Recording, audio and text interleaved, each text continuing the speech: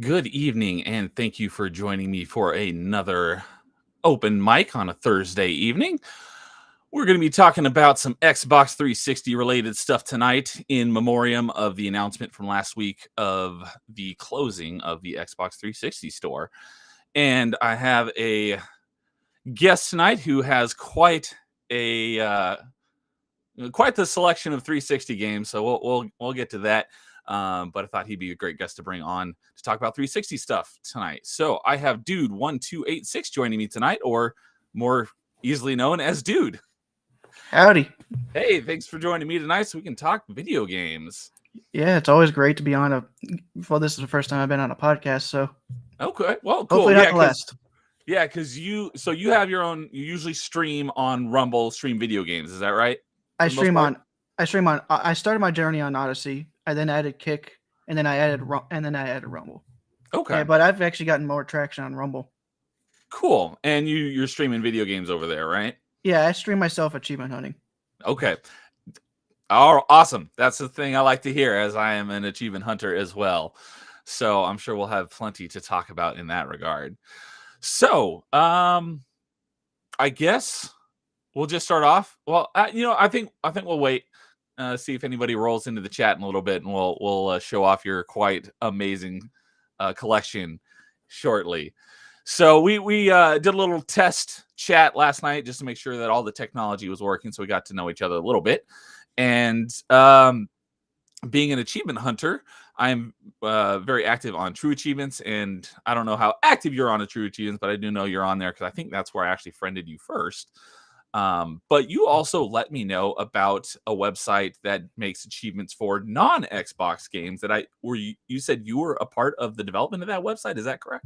I was an achievement developer. By the time I had gotten there, the tool set and some of the emulators had already had the tool set added. So I just went in. What I would do is I would go in, I would design an achievement set, and then go into and you use the tool set to create achievements. Because the way that the achievements are developed for this website, which is retro achievements. Okay, retro achievements.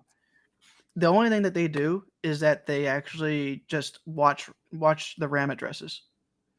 So it's like the same idea as what Game Genie and Game Shark used to do, where Game Shark and Game Genie, they would force a value in memory to be a certain value. That's how it would give you infinite lives or infinite health. Because even if you took damage, you would never lose health because your health would always be at the max state. So instead of changing the values, we just watched them. And for the consoles that they originally had, which was Genesis, Super Nintendo, and the entire Game Boy line, because back then they did it on the emulator. They added the tool set on the emulator themselves and had their own emulator. Now they're integrated into RetroArch, which is the achievement, not the achievement, the emulator suite that has where you can download each console as a core, and it has a unified UI. But they still have a couple of their own. They still have a couple of their own emulators that they maintain. But all it would do, for the old NES, Genesis, Super Nintendo, memory didn't change because of how modern code works.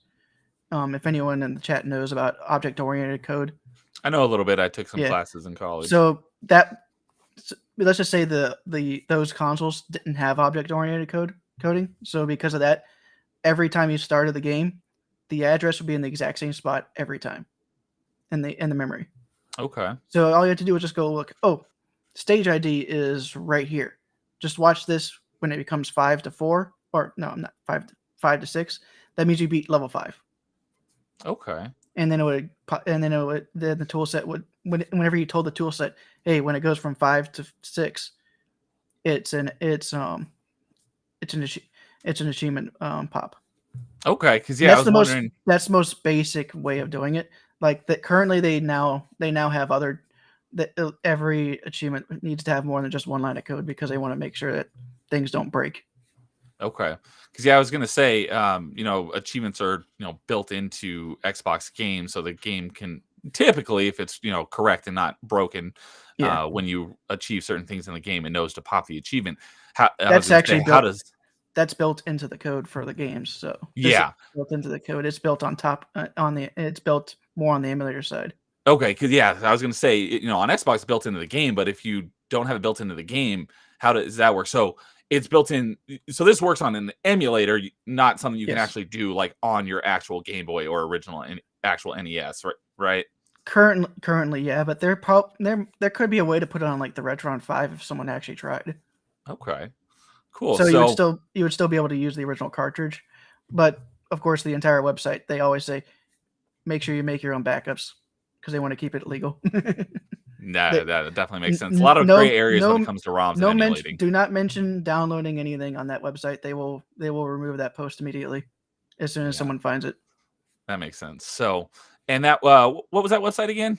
Retro achievements. Retro Achievements. Okay, yeah, I think you sent me the link last night. I have Yeah, and got to I take a think look I at sent that you at the some link point. to my Oh my user yes, page. we did that as well. So, speaking of retro achievements, I've heard that you've been working on quite an impressive completion on some older Zelda games.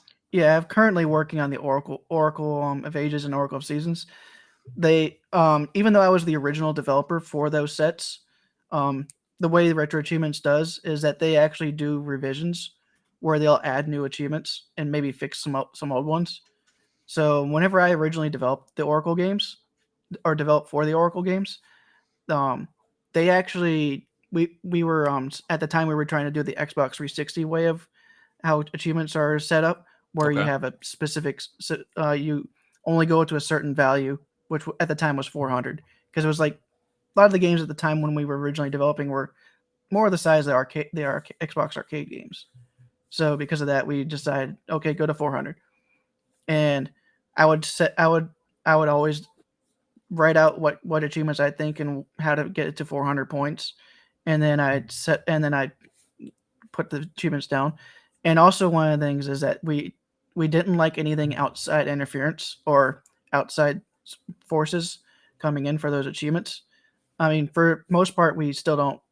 The achievement site doesn't like glitch achievements, but there is a bonus. They now have bonus sets, which you have to do a small modification to the ROM that for it to actually read it, because the way it figures out which game you're playing is it bases on a hash key, Okay. and so they have to change the ROM a little bit to make it a slightly different hash. I think they're working on a way to make multiple sets work with the same ROM, so they don't have to do that anymore. Yeah. So, but most of the bonus Sounds sets they're convenient. like really crazy achievements, like beating the entire Castlevania without dying once. Oh, So yeah. Like the original old school Castlevania. yes, the old Okay. NES I Castlevania. played that once on an NES when I was like a kid.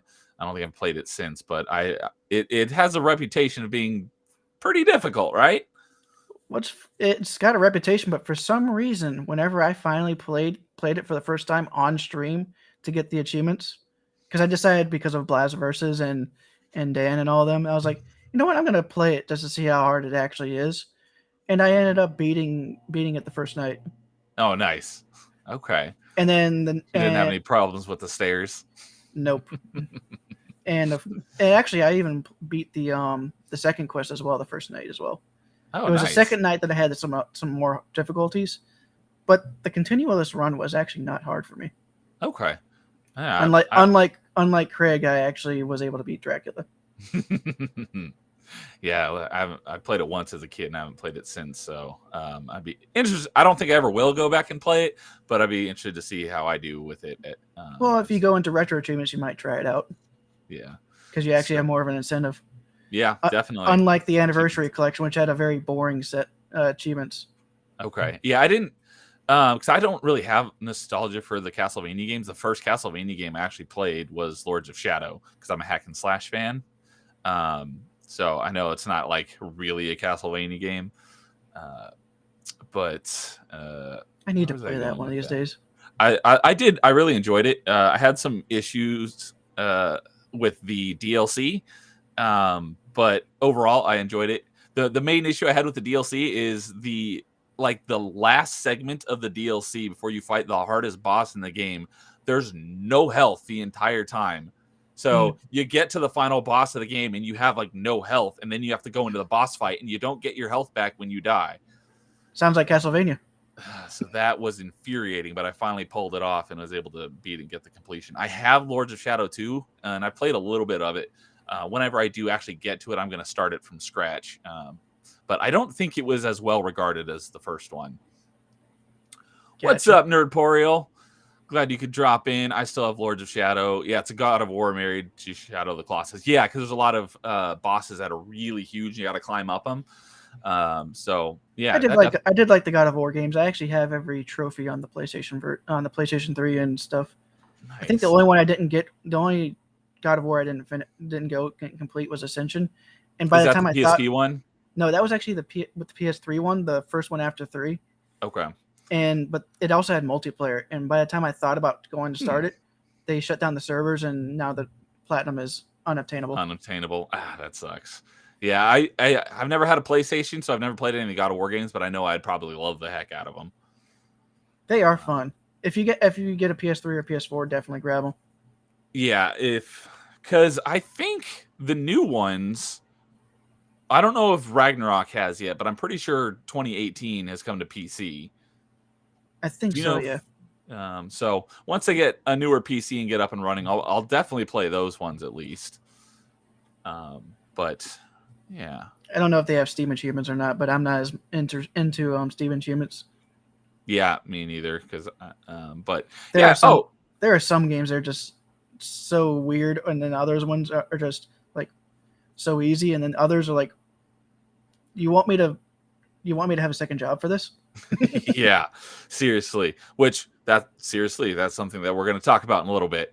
But this is something I thought about before we started. What are you gents currently playing? So, I am using the term that was coined by Paul Hadouken when he was on a few weeks ago. I am panic playing Tinykin, which I just started last night before it leaves Game Pass, because it's tagged genre tagged as a puzzle game.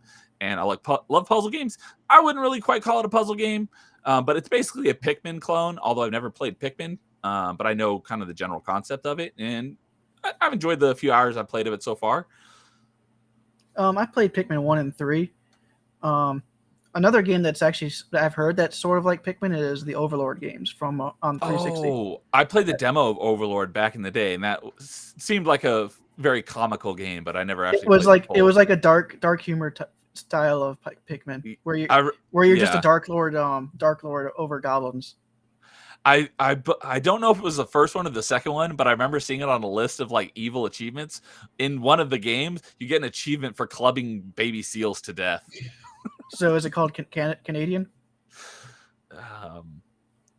I don't remember what the achievement was. I could go look it up, but I just remember seeing a list about it. But okay, yeah, I've never played Pikmin, but Nerdpoil thinks Pikmin is fun, and I know Melee James would agree as well. He's been addicted to Pikmin 4 lately. Let's just say when Retro Achievements adds GameCube support eventually, because they added PS2 support last year. Okay, cool. So once they add GameCube support, I'm gonna go full in with a lot of those GameCube games, because that is one of my favorite generation. I think that is my favorite generation. Nice, yeah. There weren't a ton of standout games for me, but I did really enjoy GameCube.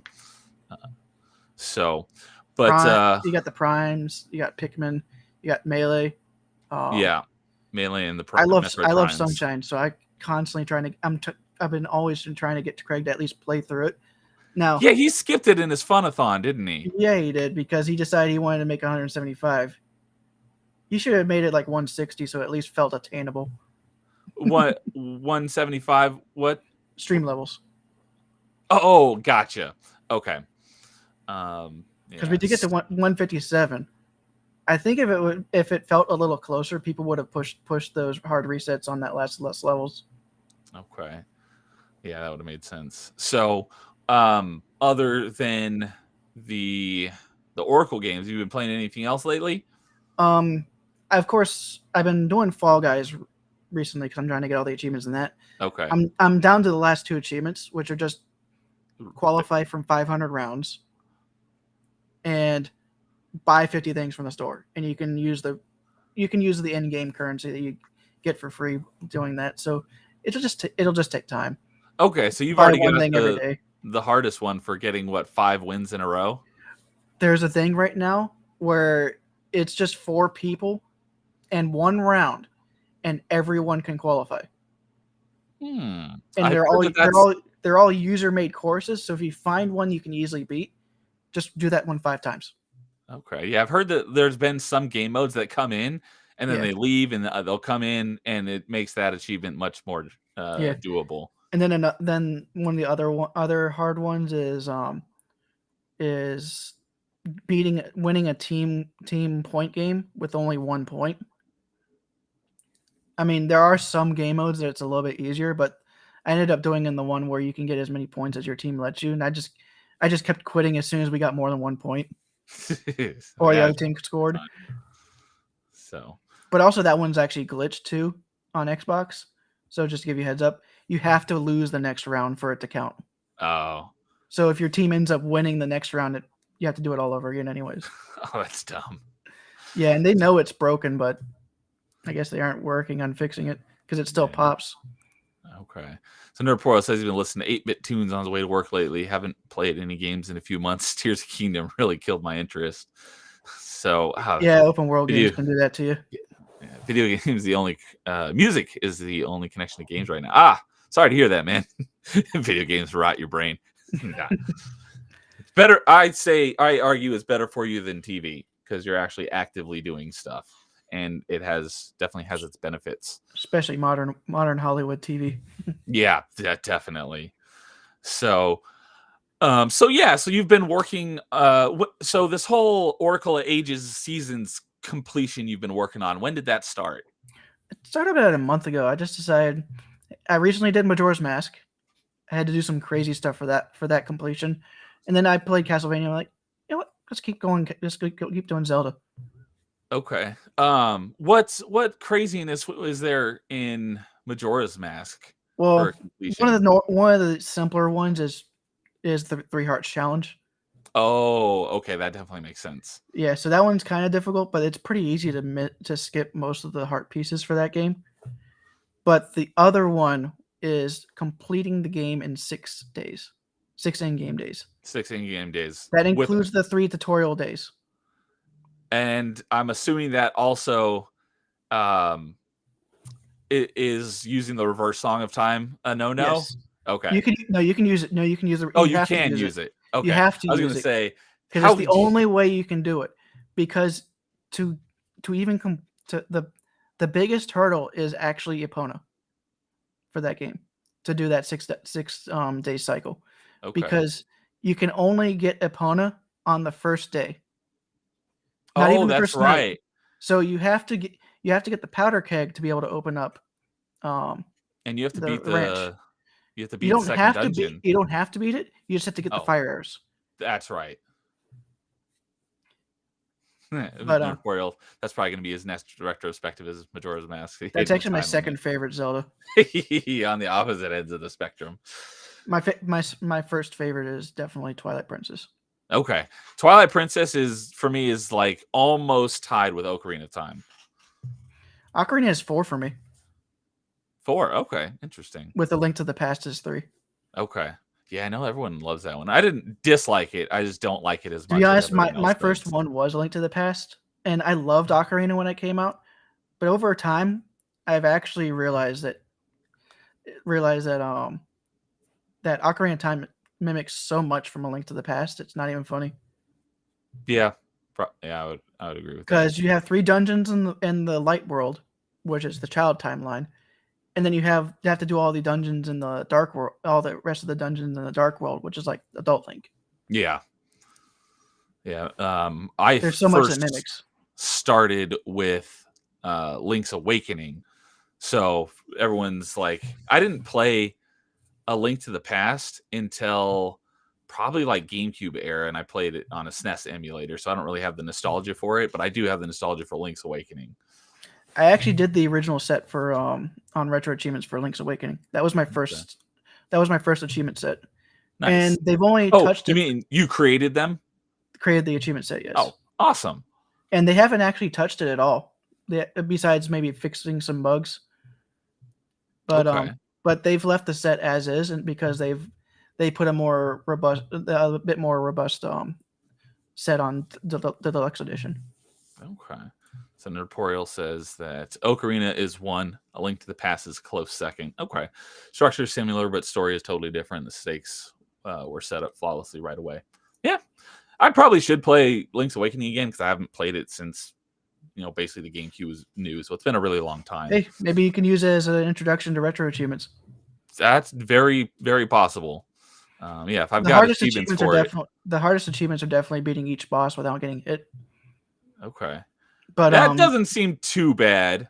it's not too bad once you figure out the patterns, but you'll do it a couple times because you'll have to reset the. Yeah. But yeah, Reset the there's game. other games that I've seen. Like I haven't played it yet, but it's on my to-do list. Eventually, is Eterna Noctis. Have you heard of Eterna Noctis? No. Oh, so it's a. It came out probably like a year or two ago. It's a Metroidvania, and I've heard a lot of good things about it. It's got a massive map, but it's very, very difficult game to begin with, and it has an achievement for beating each of the bosses without taking damage. There's only like Gotcha. 3 people in the world that have at least on Xbox, that have the completion in the game so far, and I'm friends with I think 2 of them. So, yeah, the Zelda bosses would probably take a little bit of practice, but I don't think it'd be that difficult. It's not, and most bosses you can eventually do it because I even did one of the Oracle bosses without getting hit today. Okay, Without nice. even trying because I already had the achievements. Okay, so Nerpoil says he's got a hot take.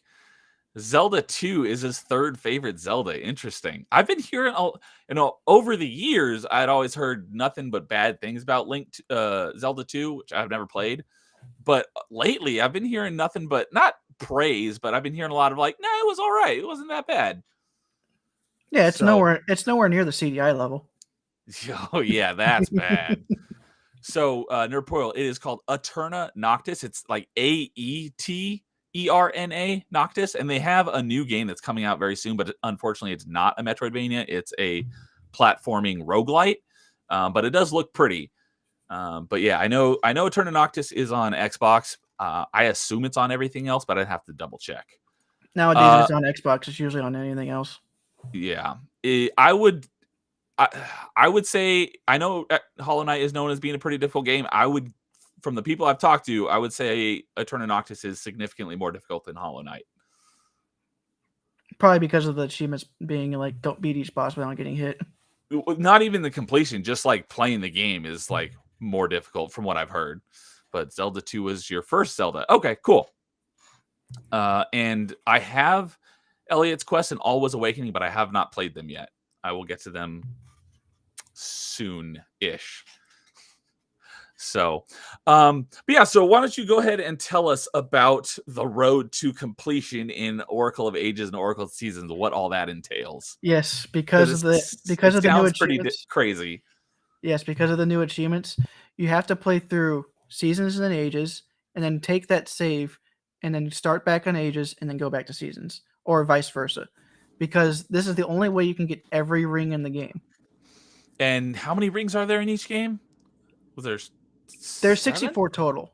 64. I was way off. It's been a very long time since I've played them. Yeah, but the way that they set these achievements up is that you have to get on your second playthrough, on the second run, which is the like when you go to Seasons to Ages. In Ages, you have to get every ring without grabbing any rings from your first playthrough. Every ring possible from that playthrough.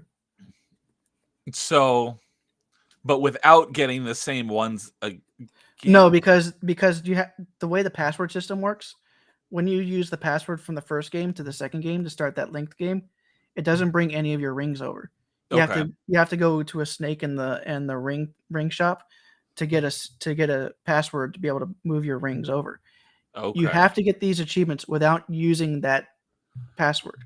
Got it. You So have you to get actually have to every find the ring. rings You again. have to find every ring possible in that linked game. Okay. And so And yeah, some of and a good chunk of those rings are generated. oh my goodness. RNG, everyone's favorite thing. Yep. And they're randomly generated when you get the ring. So you can't just like, okay, I got like 10 rings. Time to take them to the jeweler to get them appraised. No, they're already determined what they are whenever they're in your inventory. Okay. So you can't be like, "Oh, I'm missing this ring. Let me look up where I need to go to get it." There is some method to the madness because you have to plant gasha seeds, which if Okay. after you kill a certain amount of enemies, it'll sprout into a tree that'll give a nut, and that That's nut in has a chance. The nut has a chance to seasons, give a ring. Well, in right? specific spots, there's 5 tiers of rings for the random numbers, and there's specific spots that have specific tiers. Okay. And there's like in each game, there's like two of them that can only give you there's only two of them that can give you a fifth tier. Okay. Oh my goodness. Yeah, that sounds like quite the hassle and Yeah. got to do it twice. Luckily, Um, luckily in ages, there were two that were 5 tier that were pretty close. So I kept on I saved right before I would grab them. I would then grab both of them and then run to the jeweler. And then if I got a ring that didn't have, I'd save. If not, I'd reset. okay. I'd save scum. Nice. Yeah. Way to beat the system. And I mean, that's how you can do that on the original hardware. So nobody on Retro Team is going to say anything about that because it's not it because on Retro Achievements there is a mode called Hardcore where it removes things like slowdown and safe stating. Oh, make it even more Make it more. ridiculous. I mean, you still have fast forward because some people argue that it's not really a cheat device. But That other makes that's sense. like the only one that really is allowed. And I mean, like it only really helps in like games like JRPGs, which help you grind a little bit faster. Okay. But like for platformers, I'd love to see someone try to beat Castlevania on 3 times speed. Yeah. I mean, you play anything on super fast that you feel like you're playing with your character jumps like a rock. Yep. And then you play it in slow motion, you feel all floaty. Okay, cool. So yeah, I mentioned this last night, but I played Oracle of Ages, and my buddy he got Oracle of Seasons, and we were supposed to swap when we were done, but he then sold his copy before I finished Oracle of Ages, so I never actually got a chance to play Oracle of Seasons. So I'll have to emulate it at some point to finally go back and play it, or if they ever maybe re-release it as It's a. on Switch Online if you want to play it that way. Oh, really? Okay. I do plan to get a Switch at some point, so that might be how I go about playing it then. The only thing is you don't get achievements that way. Oh, yeah, that makes sense. Yeah. Yeah, I could talk all day about Metroidvania, so I got plenty of recommendations. So we can chat about it. Well, interesting. Okay. I thought they were out Oh, on Switch. Nerdpoil says they're not out on Switch yet, so maybe If they my are. Switch was closer to me, I'd actually pull it up just so I could. My guess is they were probably announced, but they haven't hit the Switch Online yet. Let me Which look. is so Switch Online is basically like Game Pass, but you can't. How does it work? Can you download it, or is it streaming only? It downloads the game. It downloads the emulator and the games onto your console, but Okay. you only have access to it while you're playing for the online. Yeah, okay. All right, you're looking it up. Yeah, July 26, 2023. It says they're now available. Okay, so According to Game Informer. I mean, according to Game Informer, or they are. to be honest, when it comes to those type of things, I'd probably be fine with listening to them. So, well, cool. So, if you weren't here at the beginning, we kind of wanted to focus a lot on talking about Xbox 360 related stuff tonight, in memoriam of the closing of the Xbox 360 store, which is coming next summer, which was announced a week or two ago. And Dude has quite the impressive collection of physical Xbox 360 games. So, he sent me the picture of what his collection looks like. So we're going to show off his 360 collection here and marvel at its glory. Let's see if I make this a little bit. Oh, can I make this bigger? There we go. So You might he not be has, able to see specific games though. yeah, but he has quite the wall of, well, most of these are 360. I can tell these are Xbox One games, right? And then the ones before, the ones on the left, on the top left, are Xbox original. Okay, these are original Xboxes. Oh yeah, I see that. But my I goodness, that I is a miscounted whenever I lot. move things down because I like to keep an extra space. Well, I accidentally had some more extra space for the OG Xbox though at one time, so I was like, I'll just leave it there. Oh, okay. Yeah, I probably will at some point. We've been seeing him online and stuff. So yeah, he's definitely on my list of getting on here sometime. Angry Canadian. If you're, he did retweet me earlier today. So, I don't know if he's here. I know he's actually in Canada. He's actually in Japan. So I don't know how his schedule lines up. But I Sadly, I definitely won't want be. to. Is there feedback? I was hearing something a second ago, but it's gone now. Gotcha. I mean, what was I gonna say? Sadly, you won't be able to something. Sadly, I won't be able to retweet you because I'm not on Twitter. Oh yeah. So yeah, I went to go tag you. I'm like, oh wait, that's right. He's not on Twitter. I have an account, I just don't use it. Yeah, it has like one. This is the following most and no I'll talk about followers. politics, but I literally just created an account so that it would stop bugging me to create an account so I can just look at what my local politicians were saying. Because that's the only way you can actually see what they're talking about. Yeah, nowadays. that's good. That's a good reason. Yep. So take me through some of your collection here. What are some of your prized possessions? Well, to be honest, most of the 360 collection isn't. It's the 360 collection. It's more of the reason. It's not really a prized individual. It's more that it's how much I have because it's almost at 900 games on it. That is impressive. I think I looked up my 360 collection because I've got it all in True Achievements. So I went to my collection filtered by physical 360 games, and I've got like 30 or 40. I've got a lot more digitally through Games of Gold and Game Pass and stuff like that over the years. And I've still been picking those games up too.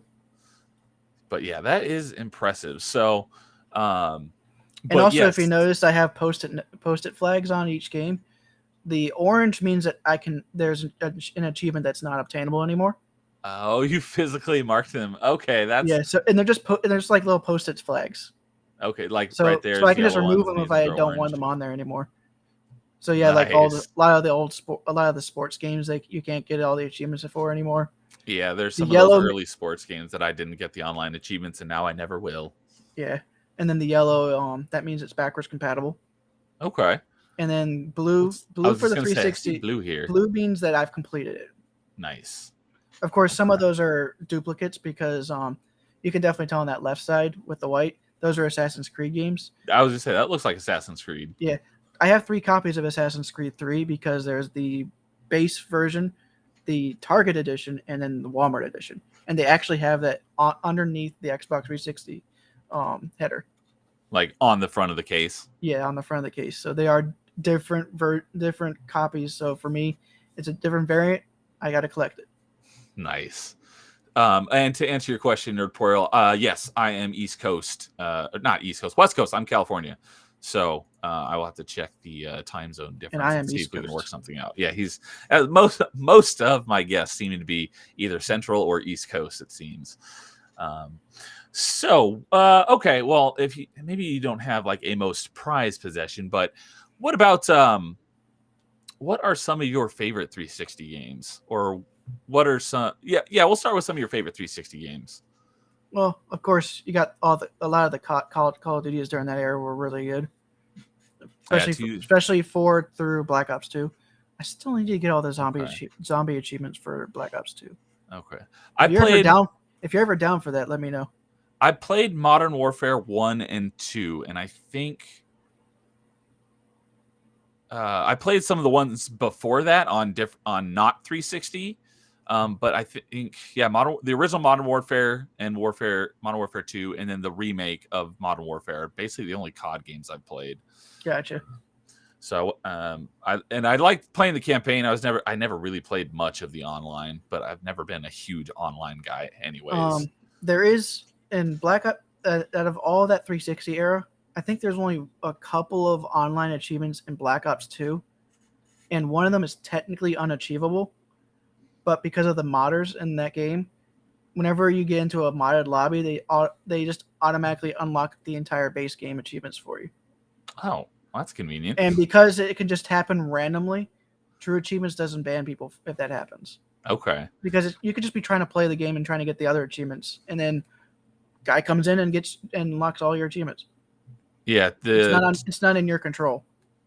Yeah, True Achievement has all the achievements tagged, and a lot of them are, but most of the time they're buggy minus, which means you can achieve what the requirements and still not unlock it. But then there's buggy plus, which is nice when the achievement will unlock when you haven't even met the requirements. Yeah. Sounds like that's the case because I remember Halo 4 had that, and you could easily unlock a bunch of the DLC achievements.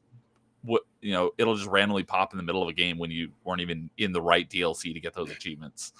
Gotcha. I mean, for Black Ops 2, there was a ranked mode that they don't have online anymore, so you can't even find a match in it. It won't even look for a match. So that's the achievement that's unobtainable. You just can't place. It's literally just getting a placement. So at the time when it was available, you just played 5 games. Okay. It wasn't like you had to do amazing either. You could be set as bronze 1, and you'd still get the achievement because you got placed. Yeah, I've always been, for the most part, against multiplayer achievements. But if you're gonna put them in there, it's like make it something doable, like play 10 games or something, not like win 500 games in first place on the winning team or something. It's like, are you kidding me? Come on. That's what most of those Call of Duty achievements were on Black Ops 2. Is literally just, I think the hardest one was getting first prestige, but that just takes a decent. That's that takes about 10-20 hours. Yeah, because that it wasn't asking you to go to 15th prestige. Yeah, and it's not like if you'll play the game, you'll get that. It's not like you have to be amazing at it to achieve that. Mm-hmm. So that's not too bad. Because I think it's like a typical battle pass achievement nowadays. Yeah, I think I played. I did play one on the original Modern Warfare. One of my buddies was really into it, so I played online with him a little bit. I think I either prestige once or I got really close to prestiging. I actually ended up max prestiging in Modern Warfare 2, Black Ops, and Black Ops 2. Max prestige. How many prestiges is that? In most of them, it was just 10. But in Black Ops 2, there was 15. That's nuts. Actually, the craziest thing is, I mean, this is on the PlayStation version, but I ended up max prestiging in Black Ops 2 and getting every gun golden before the first DLC dropped. and so, what's funny really is that one. They added a new weapon, and by then I was already I've grinded everything out that I would want. It's like, oh, this new gun you're adding isn't as good as the ones I already have. Well, it actually is. It was actually a submachine gun that was as good as at long range as assault rifles. So okay, it was slightly overpowered. Okay, so there's always that one gun in those games, though. Speaking of nuts achievements and 360 games, so when we were talking last night, you said in Gears of War you have seriously 1.0, 2.0, and 3.0. Is that correct? Yes. That is ridiculous. So if anybody isn't familiar with those, in Gears of War 1, Seriously 1.0 is for getting 10,000 online ranked match kills. Actually, it's just 10,000 kills, but not ranked. You don't have to do ranked. You can do player games. Okay. But the problem a little bit easier. The problem is you can only do it in the game modes that were originally released with the game, and every single one of those was a 1 life per round game mode. Oh yeah, like when you die, you gotta wait till the next. When you Yeah, die, you gotta wait till the next round to come back in again. It's not like you just respawn. yeah. They added a King of the Hill mode, but that the kills you got in King of the Hill mode did not count towards that achievement. Oh, that's dumb. Because I used King of the Hill in Gears 2. I boosted that in order to hit level 100. Yeah, I did too. For whenever I did it, there was like a times 600 multiplier for the XP.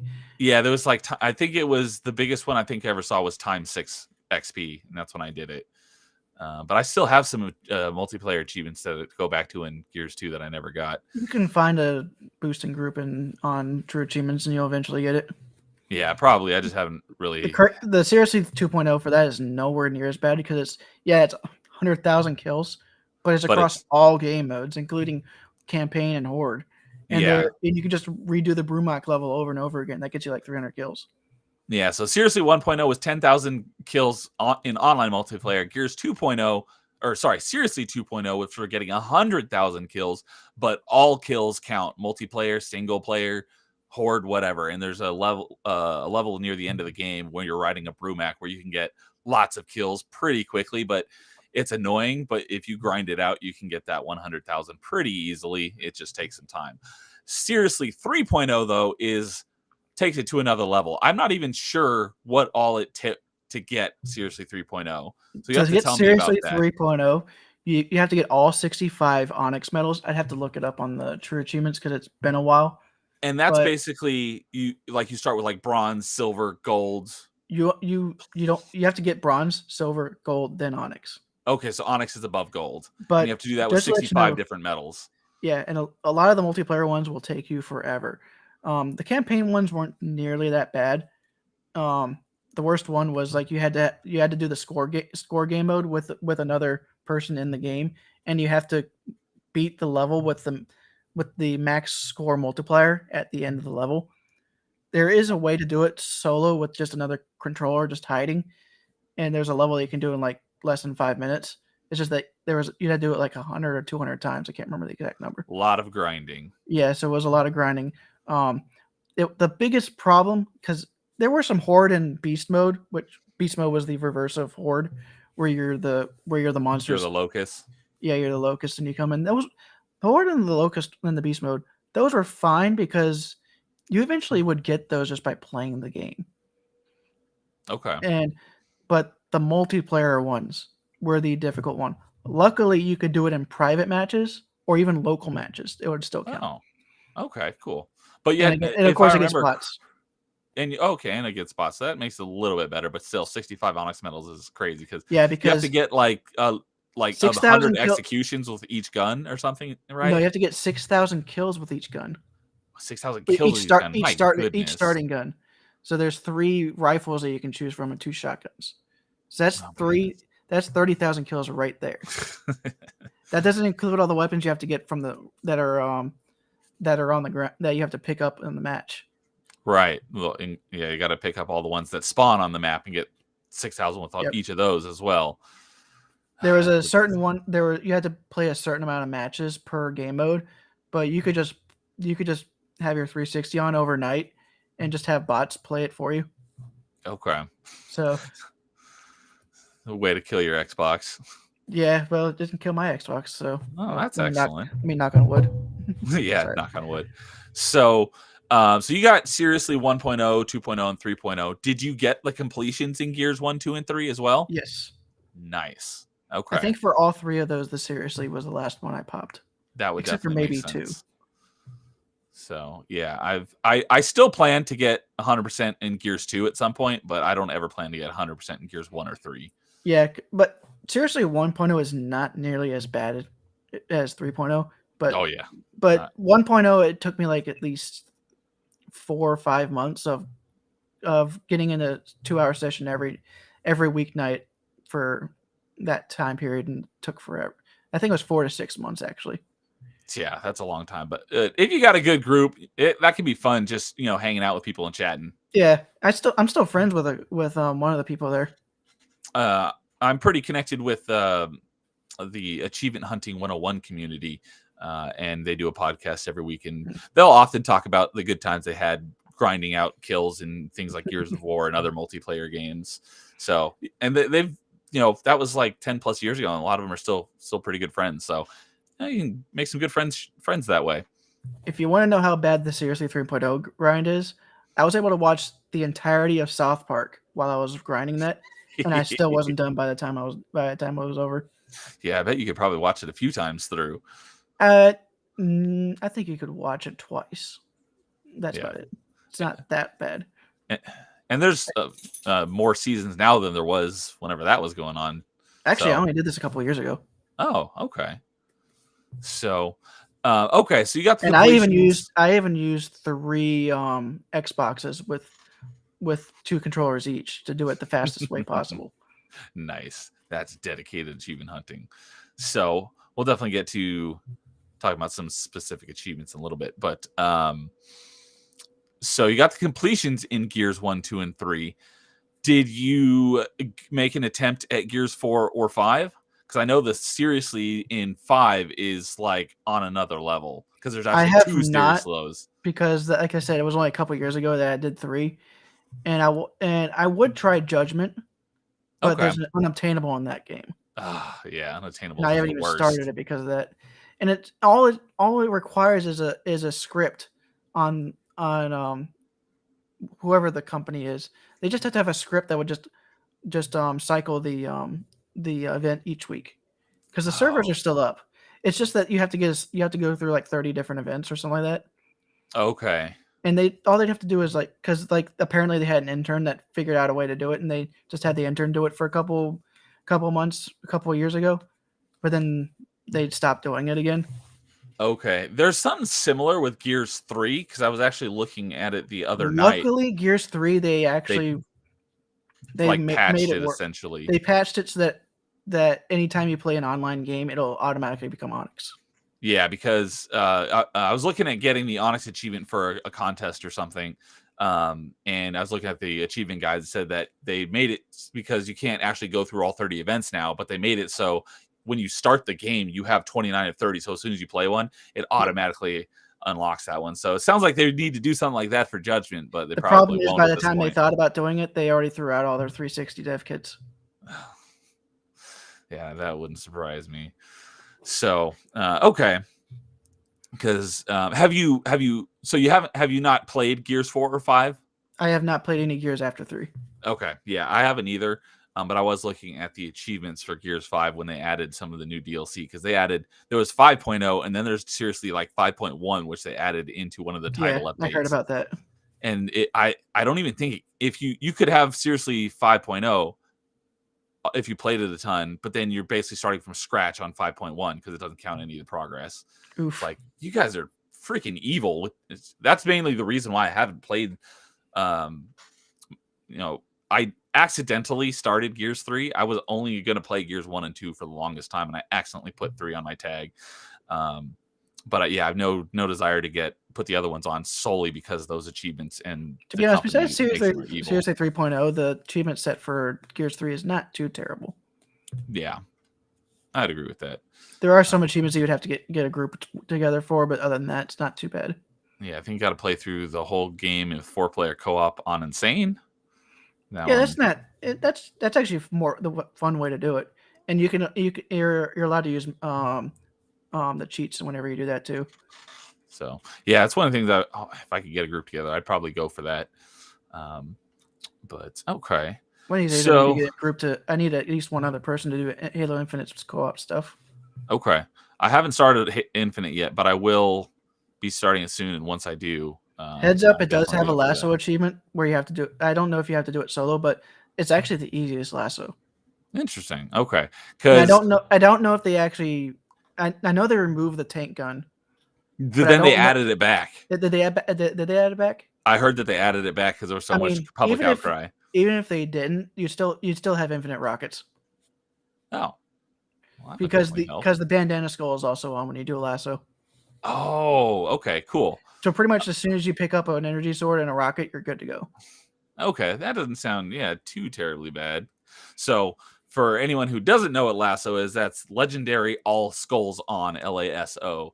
And there's an achievement in the Master Chief Collection for completing each of the Halo games on the Lasso playlist, which I don't think I will ever get any of those achievements, which I don't plan to get the completion of Master Chief Collection because of those particular achievements. But I do have a good chunk of them because it has Master Chief Collection has 700 achievements, and And I have all 700. You've got the completion. Yeah. Jeez, you're putting my completions to shame, man. That is impressive. I don't. That's the think I'll reason ever why I get don't the have as high of a completion. score for you. I don't just go for the easy stuff.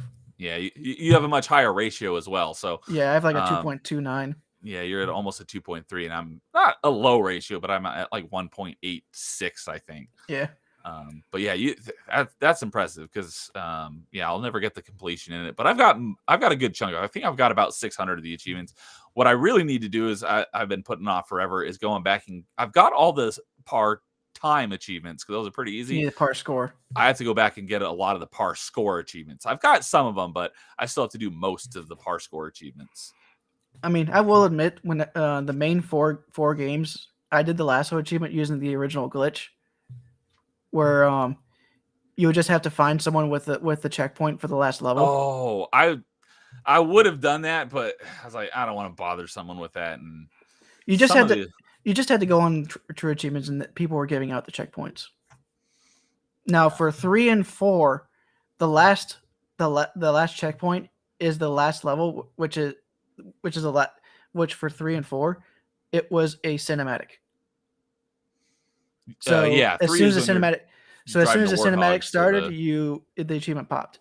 But for 1 and 2, you still had to beat the last level. Oh, okay. You literally meant the cinematic. I thought you meant just because the last level in Halo 3 is very cinematic in that you're driving along, everything's blowing up. Okay. Yeah, I know it's there was a similar glitch like that made Sniper Elite V2. You had to beat it on the hardest difficulty, but what you could do is you could play through the level on easy and then switch to the higher difficulty. But you have to restart the game, so you're starting at the last checkpoint in the level. But some of the last checkpoints in that game were really difficult. So even using that exploit, it was still difficult to beat some of those. Yeah, levels. It was pretty difficult for Halo 1 and 2, 1 and 2, 2 especially because you still had to do you had to do the Tartarus fight. I think me and my friend were on that level for like 4 hours before we finally beat it. That makes sense. Yeah, but Halo 2 is definitely the hardest of probably definitely. The entire franchise. It is. But what's funny is in co-op, the Iron Skull doesn't mean anything because even on Legendary, even without the Iron Skull, it still acts like the Iron Skull's on. Yeah, in all the other Halos, when you're playing on Legendary, if one person dies, the other person can still keep fighting. If they win that fight, then the other person will spawn in, or go hide. But in Halo 2, if one person dies, you automatically reset to the last checkpoint. So, and that's now what the Iron Skull does. Yeah, that's what the Iron Skull does and everything else. So yeah, it's like, what's the point of the Iron Skull if you're just gonna kill, reset both people anyways when one person dies? And Halo 2, sniper shots will kill you in one hit, no matter where they hit you on Legendary. You get shot in the toe, you're dead, and you better be doing that game co-op. Yeah. Oh my goodness, I remember playing through the one sniper level where there's jackals everywhere with the sniper rifles on Legendary.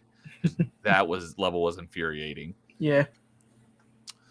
So, but I did do ODST and Reach the legit way. Okay. What's funny is I for Reach I did a LFG on Xbox, and by the time we were done with the first level, 2 guys had already quit. But me and the other guy that was still there, we beat it, and we were like, we'll keep going, and we ended up doing the entire game. Nice. Because that first level is one of the hardest levels to do lasso. And are you talking about Reach? Yes, Reach. Okay. And it's just because that final room with the elites is just a pain because you can't like sneak up behind them or anything like that. Gotcha. And we were still understanding how lasso worked, but by the time we were done with the second level, we pretty much understood how the game would run with lasso. And I can tell you, if you ever actually try it, plasma pistol is your friend, and I'm not talking about the charge shots. I use the plasma pistol all the time anyways, so Well, don't use charge shots if you decide to go for that lasso run because of the way the skulls are. One of them, it lowers the amount of ammo you get per gun, but for some reason the plasma pistol still has so much ammo if you just do single shots. And you find them everywhere. Yeah, so you'll eventually kill all the enemies with the plasma pistol. Yeah, and then go for the back smacks on elites. Okay. Yeah. Okay. So and then me and the same guy, we decided to get 2 more people, and we ended up doing ODST in like 2 or 3 nights. Yeah, ODST is probably one of the easiest ones. I haven't done the lasso, but I started playing it in co-op with a group of 4 one time, and we just burned through the whole game, and I got the achievement for beating it on Legendary under 3 hours without even trying. Yeah, if it wasn't for Infinite, I'd say it was one of the easiest lassos. Although I haven't tried 4, and I'm pretty sure 3 is similar because it's the same engine. Is it? It is the same engine. Huh. And, well, to be honest, they're technically all the same engine, but it's the least amount of change between 3 and 3 ODST. Oh, 3 and 3. Oh, yes. Between 3 and ODST. Yes. I was thinking you were talking about between 3 and 4. Yeah. No. 3 and ODST are definitely the same one. So maybe 3 is probably like third easiest. But then again, that's coming from someone who only had to beat the final cinematic. Yeah. So let's talk kind of about some achievements and completions and stuff. What are some of your proudest achievements that we haven't talked about yet, and or some of your proudest completions? I'm about to say because the entire completion of Master Chief Collection is pretty impressive. Yeah, that would definitely be one of the ones I'd be most proud of if I ever was able to attain it, which I don't think that I ever will. Of course, Call of Duty World at War, beating that game on Veteran was a pain. Yes, beating all the Call of Duties on the hardest difficulty is annoying. No, they're annoying, but World at War, because of the way that game worked, it wanted you to try and push forward, and if you stayed in the one spot, it would just spawn grenades on top of you. Oh yeah, because I know in Modern Warfare they kind of redid that, because the earlier ones like COD 2 and 3, they would just infinitely spawn enemies. You had to push forward to get it to stop, which was really annoying. I know that they changed that in Modern Warfare 2 or Modern Warfare, and I really liked that they changed that. And it did. I felt like it made it easier. But World of War, they brought that back, or it could have been because I know for a while that they were alternating between Treyarch and Infinity Ward. So maybe it was the Infinity Ward ones stopped doing that, but the Treyarch ones kept doing that. Because I'm pretty sure World at War was Treyarch. Yeah, World at War was Treyarch. I think it was their it was their third Call of Duty, because they did Big Red 1 and 3, and then they did World at War. I think that's what it was. Because they like alternated, like all the Modern Warfares were Infinity Ward, and then all the other ones were Treyarch for a long time. Yeah, I'm just trying to look through the achievements, the list that I have for Xbox. Just looking through. Let's see now. I do have every achievement in Final Fantasy X and 10-2. So are were those the MMO ones? No, those were the PS2 ones. Okay, because I'm not terribly familiar with. I probably learned more about Final Fantasy. Sadly, on 11. Streams. Sadly, 11 you can't get the achievements for anymore because they shut down the connection. Because they didn't want to keep. They didn't want to keep maintaining the 360 version. Okay, 11 was the MMO? 11 and 14 are the MMO, but the 14 hasn't come on Xbox just yet. Okay. But I think they recently announced that it's coming. Oh, interesting. Okay. Because yeah, I've never played any Final Fantasy games. I don't like JRPGs, but I've learned a lot about Final Fantasy from having people on the show. Gotcha. Who do like JRPGs. I played through quite a few of them. I played through 1, 2, 4, 6, 7, 8, 10, 10-2. I've done 12 once, but that was a long time ago. I've done 13 twice, and I have every achievement and trophy on that. And I also have done every achievement in Final Fantasy 15 on Xbox. Okay, so yeah, you definitely got quite the background in the Final Fantasy franchise for sure. Yeah, I do. Yeah. Oh, yeah. Just last week when I had Internet Crusader on. He was a big Final Fantasy guy. We were talking about Final Fantasy. He was helping clear up the whole 2 versus 4, the whole Japan and America thing, because I'd heard about it before, but I never actually had someone like clearly explain it to me. So he's clearing it's literally that just up because for me. 2 and 3 were never released in America until later. So they're just like, okay, we're not going to confuse the Americans. We're just going to call this one 2. And they did the same thing with 6 to 3 because they never released 5. Yeah. So, but then for 7, they decided to do it's 7 everywhere. Yeah. So what are some you got it pulled up? I'm just looking through the list like BioShock Infinite. I did do that entire achievement set. And let's just say some of the DLC achievements for that game are crazy. Because you have to beat it in 1999 mode, right? That wasn't nearly that bad. Oh, I've heard that was a real pain. It felt like a Call of Duty campaign with bosses. So for me, it was nothing. Okay. I don't remember that one that much. It was the challenge mode that was the pain. And what did that entail? Well, the challenge mode was literally a wave-based thing where you had to try and survive, but each wave had its own challenge that you had to complete. And if you didn't get that challenge, you had to restart from the very beginning and redo all the waves up to that point. Oh, yeah, that sounds like quite a hassle. Let's just say if you just look up that achievement, I can't remember the name of it, but there is a guy that goes through everything and like complains about it because he got it.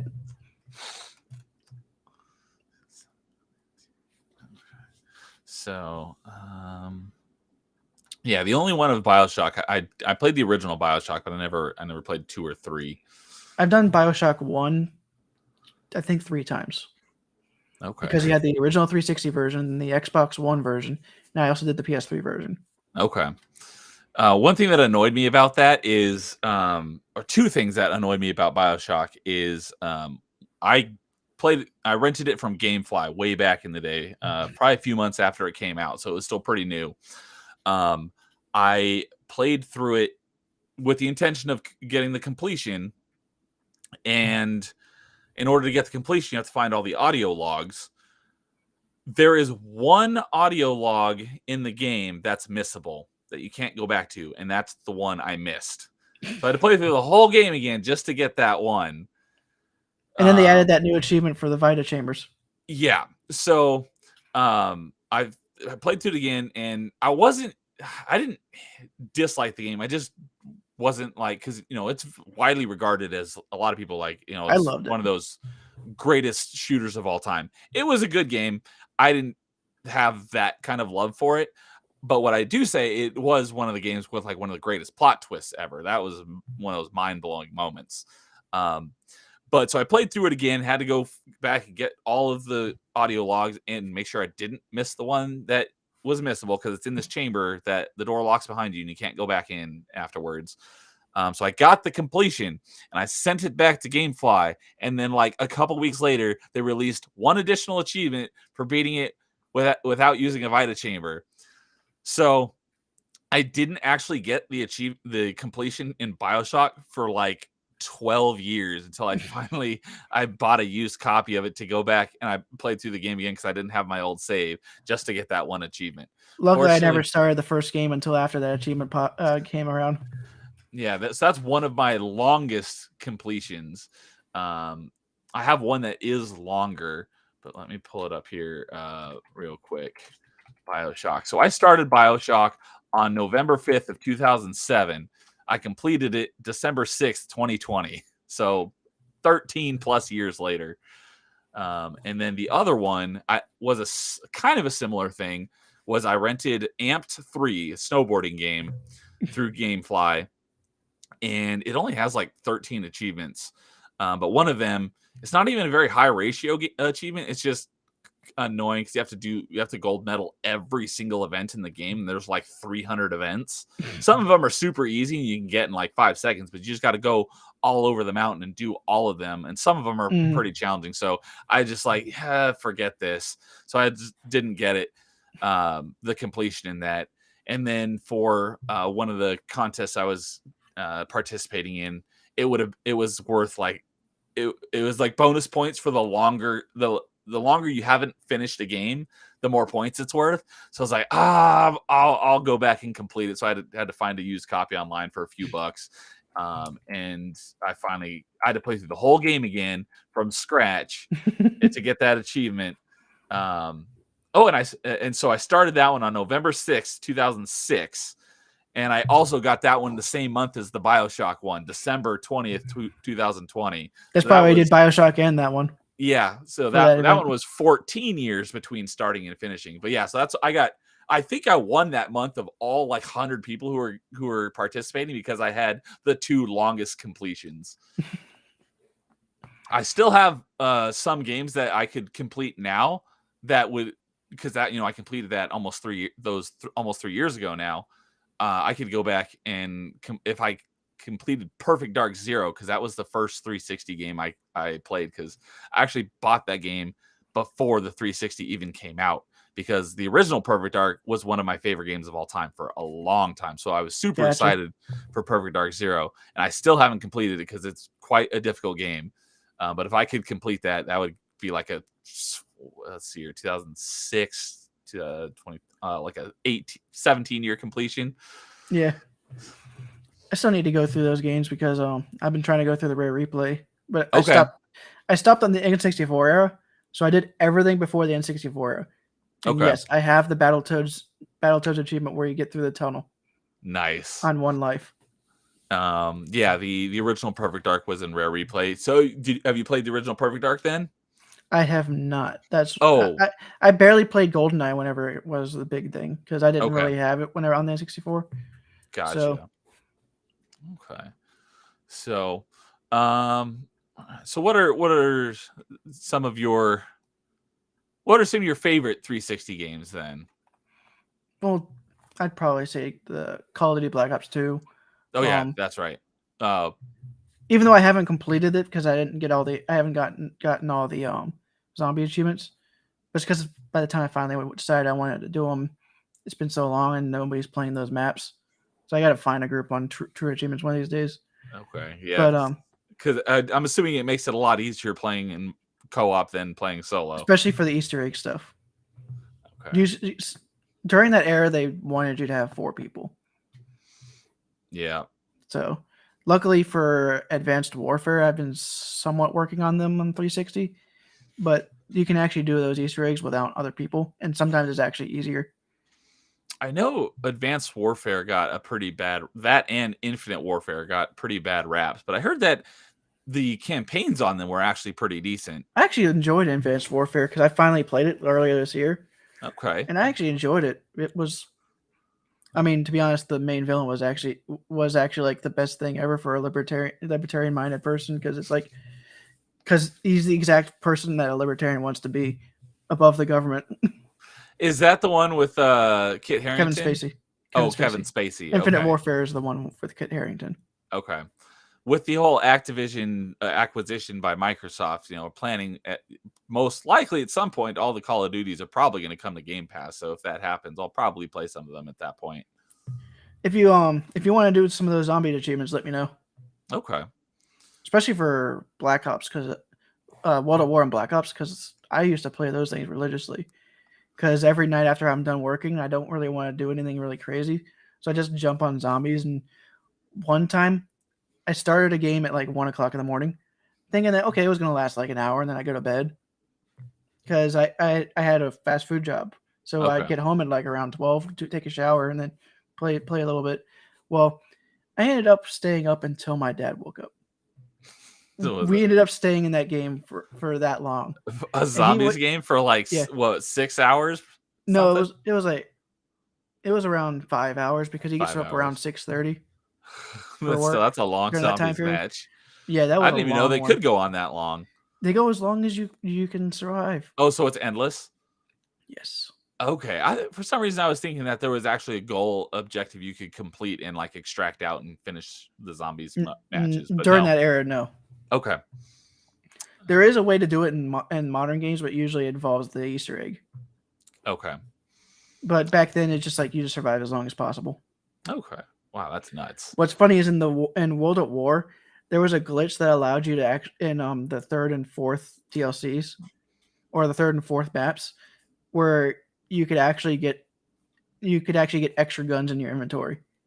So I would actually try and make it my goal during those runs, to try and get every gun that I could out of the box, except for the pistol. Because in that way, if I run out of ammo for the Browning, I could just use the box twice and I'm back to full ammo for Browning. Okay. Because it would only because once you have the gun in your inventory, it's no longer in the roulette. Okay, yeah, that would make sense. Even if you have an expanded inventory because of the glitch. So you would eventually be. I think I did it. I only did it once, but that was an amazing feeling because I had every gun except for the pistol you get out of the box. So, because Call of Duty, you don't have a weapon wheel or anything, right? It has what's funny is whenever you start having more than 2 guns, you actually start finding out that it has a set pattern of what guns it goes through. So would you just keep hitting Y to go to the next gun? Yeah, but it would always have the submachine guns grouped together, all of the assault rifles put together, and all of the light machine guns put together. Okay, but you couldn't just pick exactly which gun you wanted. You'd have to go through each of them. Is that right? Yeah. Okay. You'd have to press Y enough times, but if you pressed Y 3 times, it would actually switch the gun 3 times. So even if you don't see the animation. Yeah. Okay. So yeah, my favorite franchise of all time, and it's a trilogy, and all 3 of them were on Xbox 360, is Mass Effect. So Gotcha. have you played Mass Effect? I've played the first one. Okay. I haven't played anything after that. What was your impression of the first one? I enjoyed it for what it was. Okay. It's just that since I'm an achievement hunter, I had to go through it 3 times. Yeah, so the original Mass Effect, you have to do it 3 times because you have 6 squad mates, and there's an achievement for each one of them for completing most of the game. And when I say most, it's most of the game. You think, oh, most, 55%. No, it's 90%. So you have to play through almost the entire game with the same 2 squad mates the entire time, and you get those achievements for them close to the end of the game. And so you got to do it with each of your 6. So, pick 2 for one playthrough, pick another 2 for another playthrough, and then the last 2 for the third playthrough, which was annoying. And also, I think you had to unlock the difficulties. Yeah, you start out, I think you have to unlock, you get easy, medium, and hard, and then was there, because I know insane is the hardest difficulty. I'm trying to think if there was something between hard and insane. I can't remember. But I also remember there was also an achievement for getting Max Paragon and Max Renegade. Yeah, so that would be something you'd have to split up into 2 separate playthroughs, going all Paragon 1 and then all Renegade on the other. And yeah, you'd have to do at least 2 playthroughs. First one to unlock the hardest difficulty, and then another one to beat the hardest difficulty. And insane was annoying just because of how much health some of the enemies had. Not that it was terribly difficult. It's just enemies running around like crazy. It's hold still so I can shoot you, and they have huge amounts of health. So on Insanity, I think is technically what it was called. It was just really annoying. Mass Effect 2 is probably the hardest in the trilogy when playing on Insanity. But at least for me, because I tried, because there's an achievement on Mass Effect 2 for beating it on Insanity as well. And that was the last achievement I got, and I got that years after the game came out. I think I probably went back and got that achievement well after Mass Effect 3 had come out. So it was a long time. Because when I first played through Mass Effect, I played an Adept, and I carried that character forward to Mass Effect 2. But one of the problems with a lot of the biotic powers is they don't work on enemies if they have barriers, shields, or armor. It doesn't work on them until you get rid of all that stuff. So my biotic powers were a lot of time close to useless. So at playing as an Adept, because they're the most biotic focused character. I think I played mainly as a weapon specialist type person. Okay, I like to shoot things. Yeah, so one of my good buddies who was really into Mass Effect, he was an infiltrator, which is all about sniping and cloaking and fighting from far away and using more tech-based powers. So I was and I heard a lot of that's not usually how I play games. I'm more of up in your face type of player. Oh yeah, if you see me play Call of Duty, I'm the guy who actually likes running around with a shotgun or a submachine gun. That's why I Yeah. can't stand battle royales. Yeah, so I was like, a lot of people were saying how much they love the Infiltrator. So I was like, all right, I'll give that a shot. And I was playing through the game. It's like, this is not. I would think that being cloaked and stuff, being shooting from far away, it might be a little easier. It wasn't really much easier.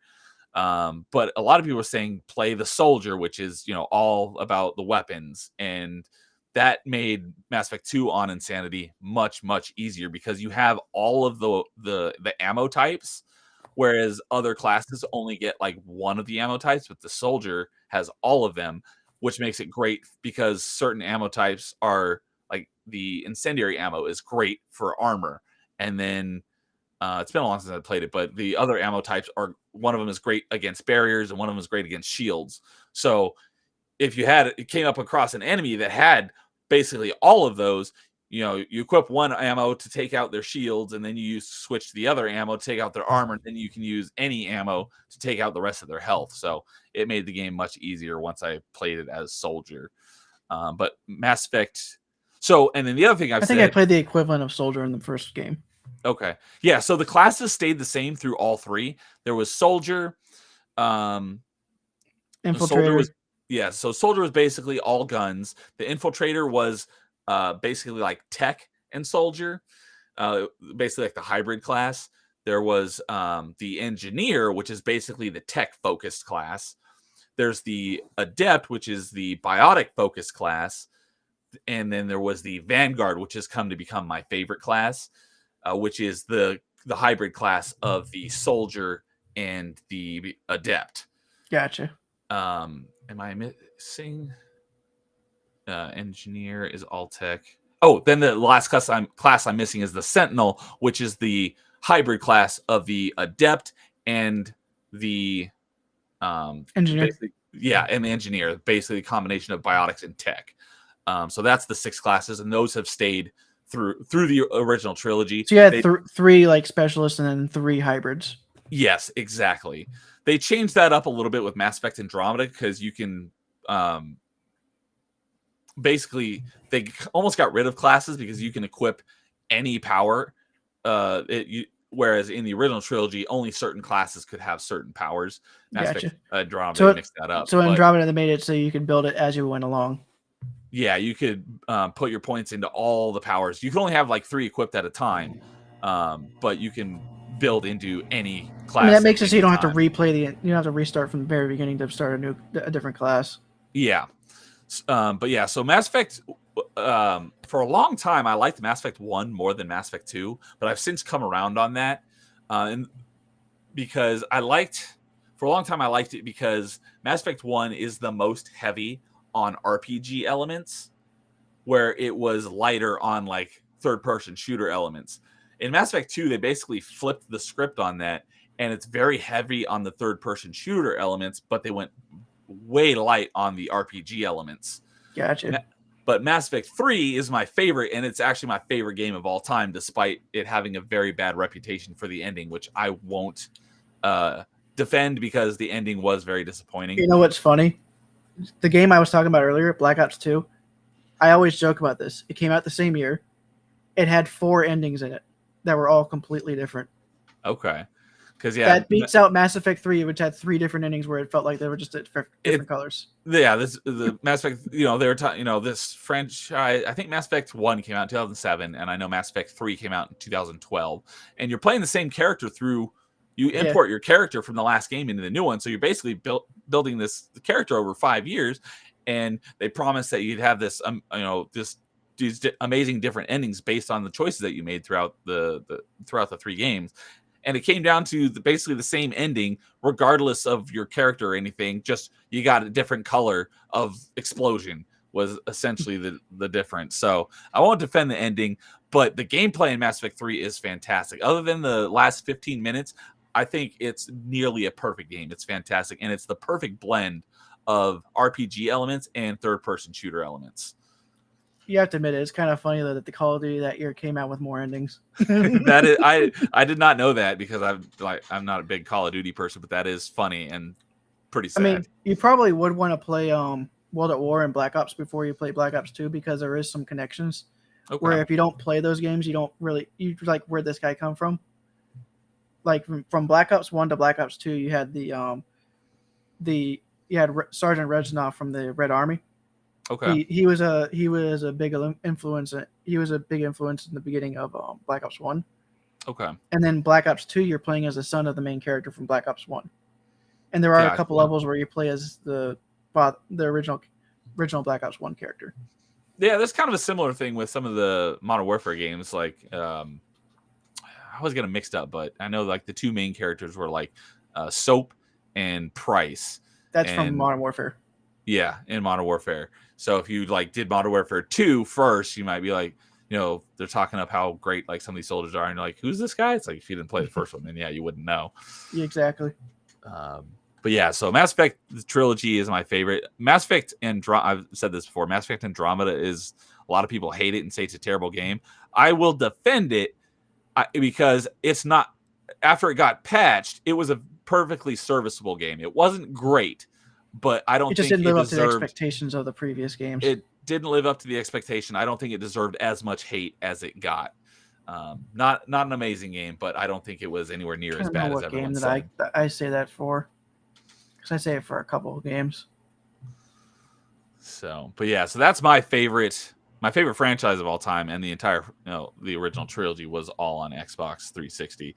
It's kind of funny how the entire 3-game trilogy was all on one console generation. At least they've been remastered recently, so. Yeah, the Legendary Edition, which I'm looking forward to playing through at some point. The funniest thing is that for the Legendary Edition, they took out all the ass shots. Yeah. So what's funny about that is for the PC versions of the original releases, there was a guy who actually made a mod that removed all the ass shots from the original version. Well, he then, whenever the Legendary Edition came out, he then made a mod that brought all the ass shots back in. And he says, that's funny. And I think he made the joke of, now the world has been perfectly balanced, as all things should be. All things should be. That's great. Yeah, I heard that after they took it out, somebody modded them back in, which is pretty funny. It was the same guy who took them out from the original release. I did not know that it was the same guy. That's also funny. And yeah, definitely great full circle story there. But yeah, it's funny how the entire Mass Effect trilogy was on one console generation. Then you got GTA 5 that spread 3 console generations, still doesn't have a sequel. Yeah. I don't know how people keep buying it. Yeah, I'm not a big fan of GTA.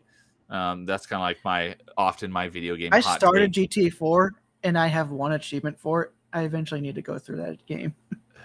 Yeah, I'm definitely never going to get to completion because there's some ridiculous multiplayer achievements that just take and 5, right? Oh, 4? In GTA 4. In GTA 4. I haven't looked at the achievements in GTA 5 because I never bothered to act. I played a bit of it, but not on my tag.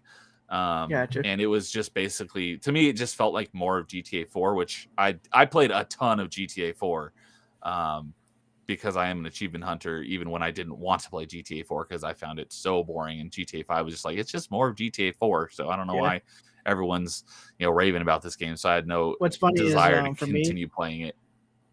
For me, when I was growing up, GTA was the only game my mom wouldn't let me play. And whenever I did actually play it, whenever she wasn't paying attention, my favorite thing wasn't even actually to play the game. It was actually to go in the police station and just create my own horde mode in the police station. Just fight all the cops. Yeah, just literally just keep and they infinitely spawn in and they drop weapons, so you always have ammo. So I would always try to survive as long as possible. I built my own horde mode in those games.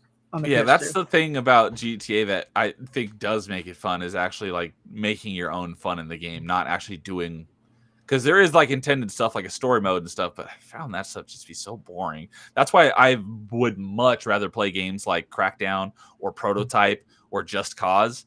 Those games are so much more fun in my opinion. I need to play all 3 of those. Oh, yeah. Crackdown 3 is another one that got a lot of hate that I didn't think deserved it. It didn't live up to the expectation given it was Crackdown 3? Yeah, Crackdown 3. Given that it was like a 10-year delay since the Crackdown 2, everyone was expecting it to be like this game that it didn't turn out to be. But it was more of what you'd expect from a Crackdown game. I had a lot of fun with it. It didn't live up to this whole like cloud computing thing, which they did have in the multiplayer, but the multiplayer was a bit of a letdown. but it was more Crackdown, and I love just screwing around in Crackdown. And Crackdown 3 gave me more of that, and I had a lot of fun with that. You know what's funny? When remember how everyone was saying, "Oh, Microsoft should get their own Marvel hero game." I was during that time period, I was saying, "Well, Crackdown 3 has a very robust way of how buildings collapse. Why not they make a Hulk game?"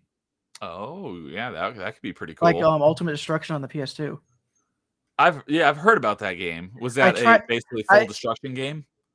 you could pretty much destroy buildings and all that. But it was on the Okay. PS2, so it wasn't like that crazy. But I did try streaming it. But I think when on my old computer, I accidentally made it so it was trying to output a 4K video. So whenever it was actually outputting, it was like garbled mess, Okay. and that computer couldn't handle it. I didn't realize I upgraded it to 4K. I only wanted it to be 1080 at most. Oops. Yep. I know one of So the other by the time games. I realized it, I'd already gone through half the game. So I just decided to eventually play it on my own because that was during the PS2 whenever the PS2 got added to retro achievements. They had Okay. an event. They had an event going on where if you completed if you went through and completed 15 games, you get a badge on the website. Oh, nice. Okay. I did end up getting 15 games, but most of them were easy, like Yeah. a Fairy Odd Parents game. Yeah, I've definitely played my fair game of easy games for completions over the years. But I mean, you only had 3 months to complete 15 games, and Oh, you had a time limit. yeah, there was 3. You had to do it in the first 3 months. The console was up. Okay, that definitely changes the game when you got a time But limit you did on it. have 100. You did have 100 games to choose from, so it was like the most games that they ever did on a rollout Okay, of a new system. so I know another game from kind of that era that it was hailed for a really long time because of how well the destruction was Red Faction Armageddon, because you Yeah. could basically destroy anything in that game. I never played it, but it did look like a lot of fun. Have you ever played any of the Red Faction games? No, but I actually own a couple. I'm one of those people that will buy like 50 games at a time because I'm a collector, but then I'll play like 1 or 2 in the next year. Yeah, I've got a huge backlog. I bet I probably have at least one Red Faction game through like Games with Gold or something. I've just never played it.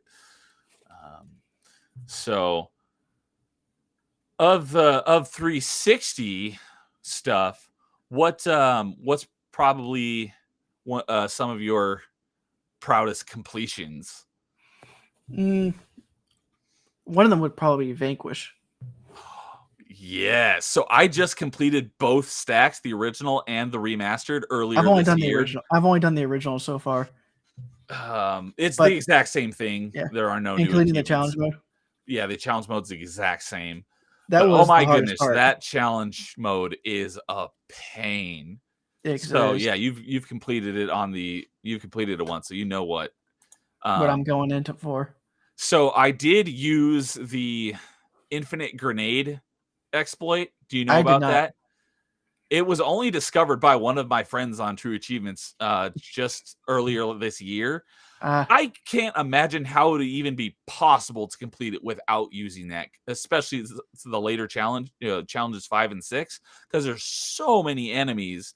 I don't know how it'd be physically possible. You have to use specific weapons for specific enemies, Um, and of course the boss fight at the end of the final challenge. yeah, when you're finding both of them at the same time. 2 of them at the same time. Yeah. Yeah, it's nuts. But yeah, so there's an infinite grenade exploit, which if you do it with the right one, what you want to do is you want to run out of your frag grenades. So because when you're throwing grenades, you're throwing EMP grenades, which have a gigantic blast radius and stuns everything in the blast radius for like 5 seconds or something. So I have an elite controller, so I got the paddles on the bottom. So I set it up so that I can use one paddle to switch. Because what you got to do is you got to throw a grenade, but when you're in the animation, you switch to the other grenade. So you're then at your grenade that doesn't have any ammo. So it doesn't actually deduct it from your total. Then you switch back and you can do it again. So you can accidentally run out if you're not doing it right. And when you're having to deal with so much crap at one time, it can be easy to screw up and run out of grenades. So it took me a few times to beat the last couple challenges because I kept Yeah. running out of the grenades. And even with that, it is still ridiculously difficult. So if you Because did I it without it, that is very impressive. yeah, I did do it without it, and thing is though, I think Warframe helped me out a little bit because there's a maneuverability that actually makes it really hard for them to hit you. That's whenever you use a slide and then you jump out of it. Yeah, Whenever you're go sliding to and slow-mo. if you're no, not even slow mo. I would just constantly go into slide, come out, slide, come out. Oh, that. Okay, I have Yeah, heard that if you can get the timing down on that, it yeah. definitely makes it a lot easier. I was never able to do it Because consistently. I could do it consistently, but that's because I play Warframe, which has bullet jumping, Okay, which has a much much tighter window. no, not tighter. It has a much more lenient Oh, because anytime you jump while you're sliding, you'll go into a bullet jump. okay.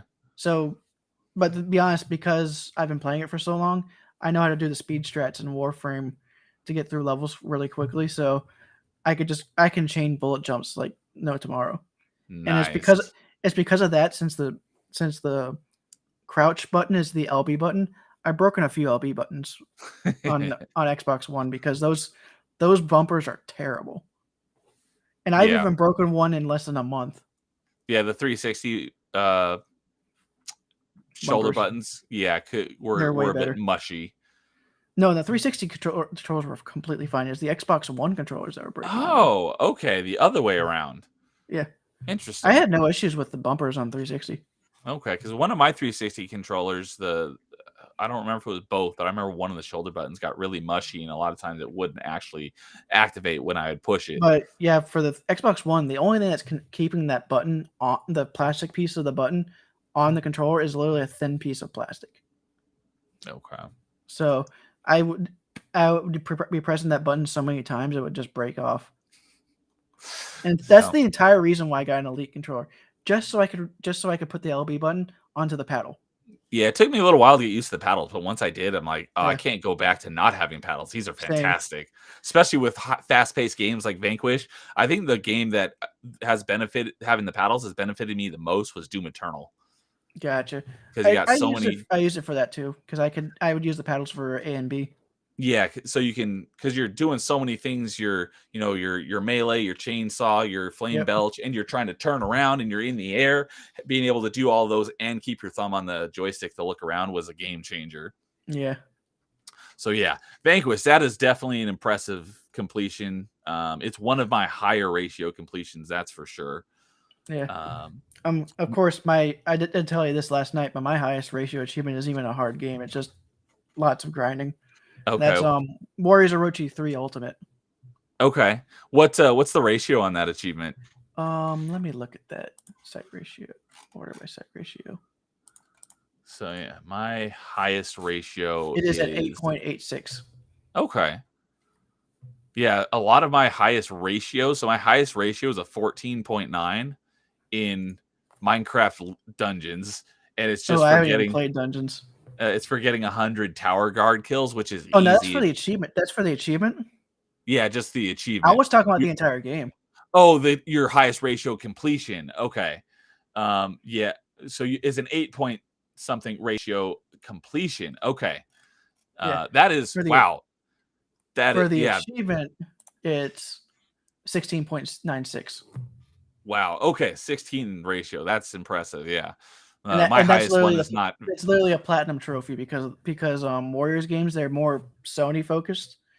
But what's funny is that they've been on both Sony and Xbox since the original Xbox and PS2. But they always release like the expansion version on PS2 only. But I Okay. still play them. I still achievement hunt on both sides. But these are like 100 hour games. So that's Yeah. part of the reason why I don't have as high of a score as you is because I'll have these 100 hour games littering my entire list. Yeah. You probably Because play more longer games than I do. yeah, because with Dynasty Warriors I've done six empires, 7, 8, 9. Dynasty Warriors Gundam, Gundam 2, Samurai Warriors 2, which actually this was actually the only one that they actually had the expansion as DLC was Samurai Warriors 2. Okay.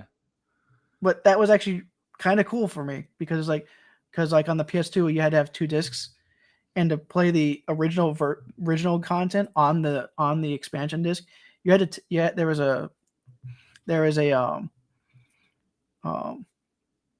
there was a thing on the menu where you'd have to take it would actually say, okay, take the disc out and put the original disc in, and then it would save like the stuff on in memory or something, and then you Okay. would pull the disc out and then put the Switch it expansion back. disc in, and it would keep all of and then you could finally do all the content on both games.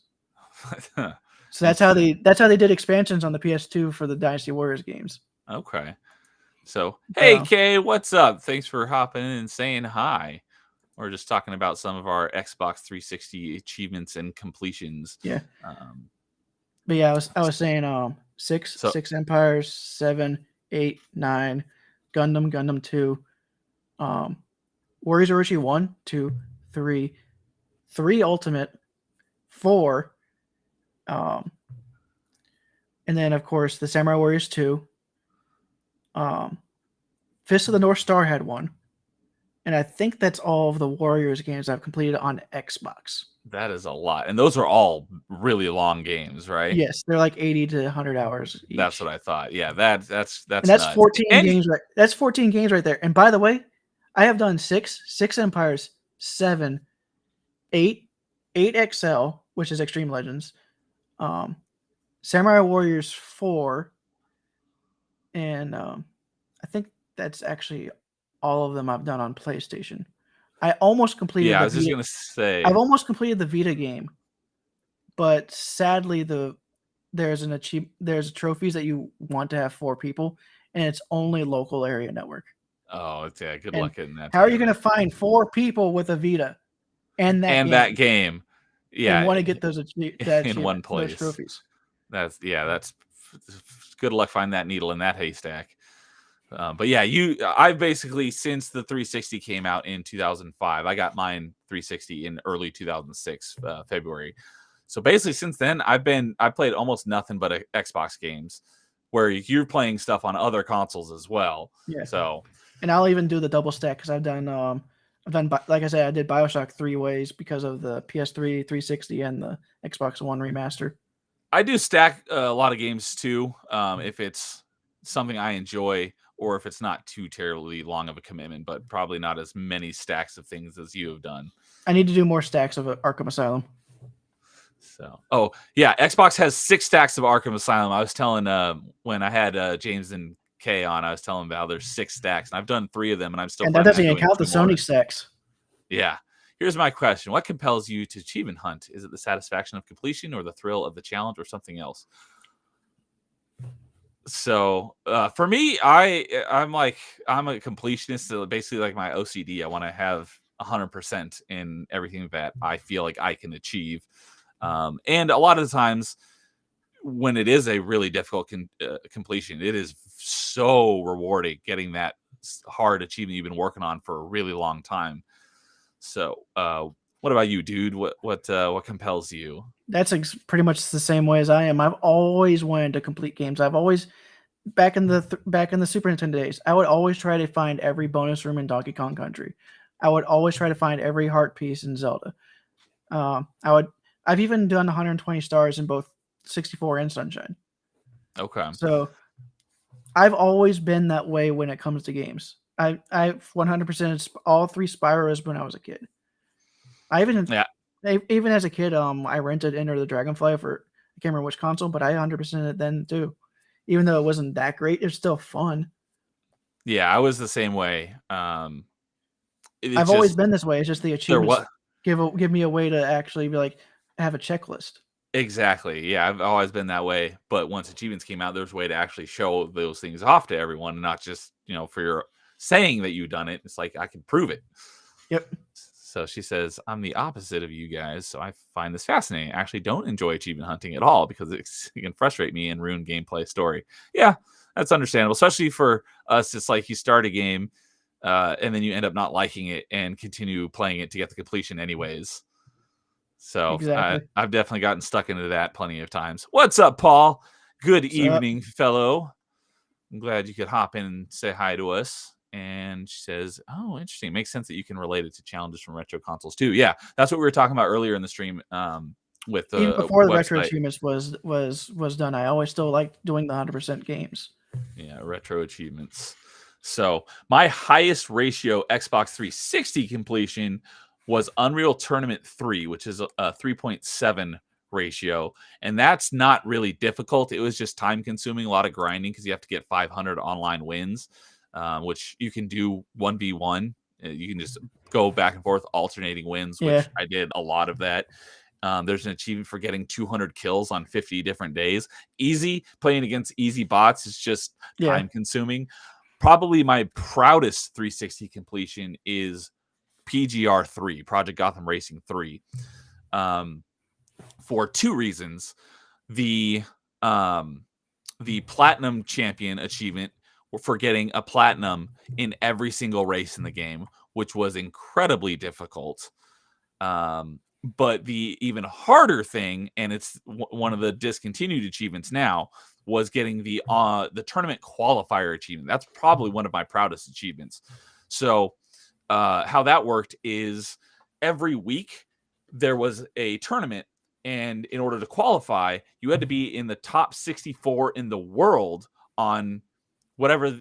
So each week they would the devs would specify a track and a car, and whoever's the top 64 times on for that week qualified for the tournament. And if you qualified, then you get the achievement. So I was able to I actually made it into, after I got that achievement, I still qualified for a couple more tournaments after that. But the only tournament I actually like participated in was that first one when I finally got that tournament qualifier achievement. After years of trying to go for it, I actually made it to the semifinals before I got eliminated. Mm, But that was a very, very rewarding completion completion for the game, and getting those two achievements, platinum champion and tournament qualifier, were very rewarding because they were very, gotcha. very difficult. For 360, my highest ratio is almost a 5 for Nice. jetpack refueled. Okay, I played the jetpack mini game that was in Donkey Kong 64, but I never actually. Is it the same jetpack where you're building up your little spaceship and then filling It's it with actually fuel? it's actually a modern redone version of it. That's what. Okay, but it's still It's the in the rare same replay. gameplay, right? It's in the rare replay. Okay, yeah, I never played that one. It's So actually pretty yeah, fun. It's just that it does have a multiplayer aspect to it as well. yeah, you got to go back and listen to the start after we're done, Paul. Yeah, But so yes, I'm thank trying you. to think of it. I'm trying to think of the next So one, like a what's big game. what made Jetpack Refueled so difficult? I think it was just because there was 120 levels you had to go through, and eventually they get so filled up with enemies that Stuff. you literally had to abuse invincibility frames. Okay. And was that To get invincibility through them. frames by like taking damage, or was there another way to get Well, you iframes? know how it was in the jetpack game, where whenever you pick up a piece of the ship or some fuel, um, in this modern version, anytime you took damage while you had that on, you would just drop it, and then you'd still keep going. You wouldn't die. You would die if you didn't have anything in your hand, and you got hit. Oh, okay. Yeah, it's So been so long since I've played it. you'd have to abuse the invincibility frames on that. Okay. Yeah, that's pretty I'm trying to nuts. find a big 360 game that has a high completion that's not an arcade title, Okay. because My next the next one is Halo Spartan Assault. Okay. Yeah, that's not, I still haven't quite finished it, but it's not that hard of a completion. It's not. It does have I some multiplayer achievements. That's what Just to I get think I've but you only done need one all other of this. person. Yeah, I think I've done all of the single player stuff. I still just need to go back and get those Yeah. multiplayer co-op Okay, achievements. there's the first one, the Found another one. Wolfenstein, the 2009 game. Okay, I haven't played that one. I've played Old Blood and New Order, but I haven't played I any of the actually ones enjoyed older this than that. game for what it was, the campaign. It's just that the multiplayer is completely dead. But I Oh, think you does that have only need multiplayer achievements yeah, but I think you only need one other person to to grind it out? to grind it out. So yeah, so I just grabbed a second copy and had another Xbox. So You're it able was to just self me. boost. Yeah, My next highest completion is Tron Evolution, but that wasn't terribly difficult. The reason why that one has such a high ratio is because it was games with gold. So lots of people started it, but never actually ended up completing it. Yeah, I'm trying to find I'm trying to find the highest ratio that doesn't have any boosting involved. Okay. My Because then the next one is Call of Duty 3, which has a bunch of multiplayer achievements. and easy to boost. It is pretty easy to boost. You just have to find a group because you actually have to have 6 people in the lobby, or no, you have to have 8 people in the lobby to even start the game. Oh yeah. So let's just say me having 3 that. Xboxes with 3 different accounts actually saves some sessions. Yeah, every once in a while I'll be in a boosting session if we don't have enough. Someone's like, I got 2 other Xboxes I can boot up if we need to. Yeah, and then there's also Aliens versus Predator, which also had a bunch of boosting. That was a fun game. I liked that game. I never got the completion because of the multiplayer achievements, and I was not going to get the Marine campaign on Nightmare. I was not going to do that. Multiplayer is still up, and it's backwards compatible. Yeah, it is. So, Kay says, it really seems that Xbox community fosters more achievement hunting than PlayStation trophy hunting. Yeah, it does. I hear even though Sony had a bunch of those silly games that gave you easy platinums. Yeah, I hear about the Xbox side way more. Well, the Xbox, the Xbox 360 invented the concept of achievements, so it's been around a lot longer. Because I'd have to look because I've never had a PlayStation, but I know that PlayStation 3 added achievements significantly after achievements, or well, I should say trophies. It was a couple years after. It was a few years after Xbox 360 came out with achievements. And I think there was 1 or 2 games that actually got trophies added in later. Like Metal Gear Solid 4, for some crazy reason, got trophies like a couple years after trophies were added. And it was like, wow. So there's kind of pros and cons on both sides because, like PlayStation has ported trophies into older games before the PS3. Xbox has never done that. The oldest. Oh yeah, with the PS2. But on Xbox 360 games, you won't have achievements on anything older than that unless it gets like a remaster. Yeah. So, but yeah, they invented it, and people. One of the things, at least I think, because achievements each have a gamer score, so they add up together, and it's a lot cooler to say, I've got 1,000,000 gamer score than like I've got 3,000 bronze trophies, 400 silvers. They do actually have experience behind each of the trophies, and that what gets you to your level. Yeah, there is actually points behind it. It just hit. No, underneath how Sony does it. Oh, so they actually added numerical values to the trophies? Well, it's not as in front of you as it is on Xbox, because you just level up. You get a profile level. So like if you get you get enough experience, you level up. So it used to be that you can only get to level 100 and then it would stop. But a few years ago they just decided, okay, we're going to change how the XP works behind the scenes, and everyone's levels are going to shoot up like crazy. Like I'm level 350 on PlayStation. Okay. I have no concept of how that is. There's points behind it. It's just that you don't see the points directly. Gotcha. Okay. I did find the first 360 full game that doesn't have boosting methods, and that's Blue Dragon. Okay, yeah, it was a JRPG. I remember that. Yeah, it was actually if you like Final Fantasy, like the old job system Final Fantasies, you'll enjoy this because it even has some of the people from Final Fantasy.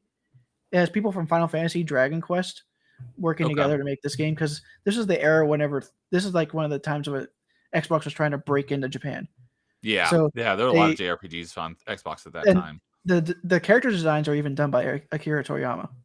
Oh, okay. So, and the music is done by one of the big names over in Final Fantasy, and the way that the combat system works, it kind of feels like Final Fantasy X crossover with like Final Fantasy V. Because Final Fantasy V had like a job system where in between battles you can choose which job you are, like white mage, black mage, stuff like that. And Blue Dragon had that concept, but the combat worked like Final Fantasy X, where each person had their individual turn that and then their next turn would be determined by what they did this turn. Because like if they just do like a basic attack. Interesting. Yeah, I think if you like if Final Fantasy 10, you'll like it. The story is good, but like I said, the combat feels like a cross between Final Fantasy 5 and 10. Okay, cool. So let's see here. Kay says, honestly, it's better not to port it backwards. It broke Fallout on PS3 for putting it in retroactively. I will have to take your word for it because Fallout 3 had achievements. I got the by platinum default on on Fallout Xbox. 3 and Fallout New Vegas. Yeah, and it had achievements by default on 360. So I don't know how that worked on PlayStation. It wasn't. She To likes. be honest, on Fallout 3, it wasn't too bad. Yeah, that's what I was responding to. Okay. Yeah. Oh, you're saying that since Kay loves Final Fantasy X, she'd probably like Blue Dragon. Yeah. Okay. But it's a 360 exclusive, but it is backwards compatible. Okay.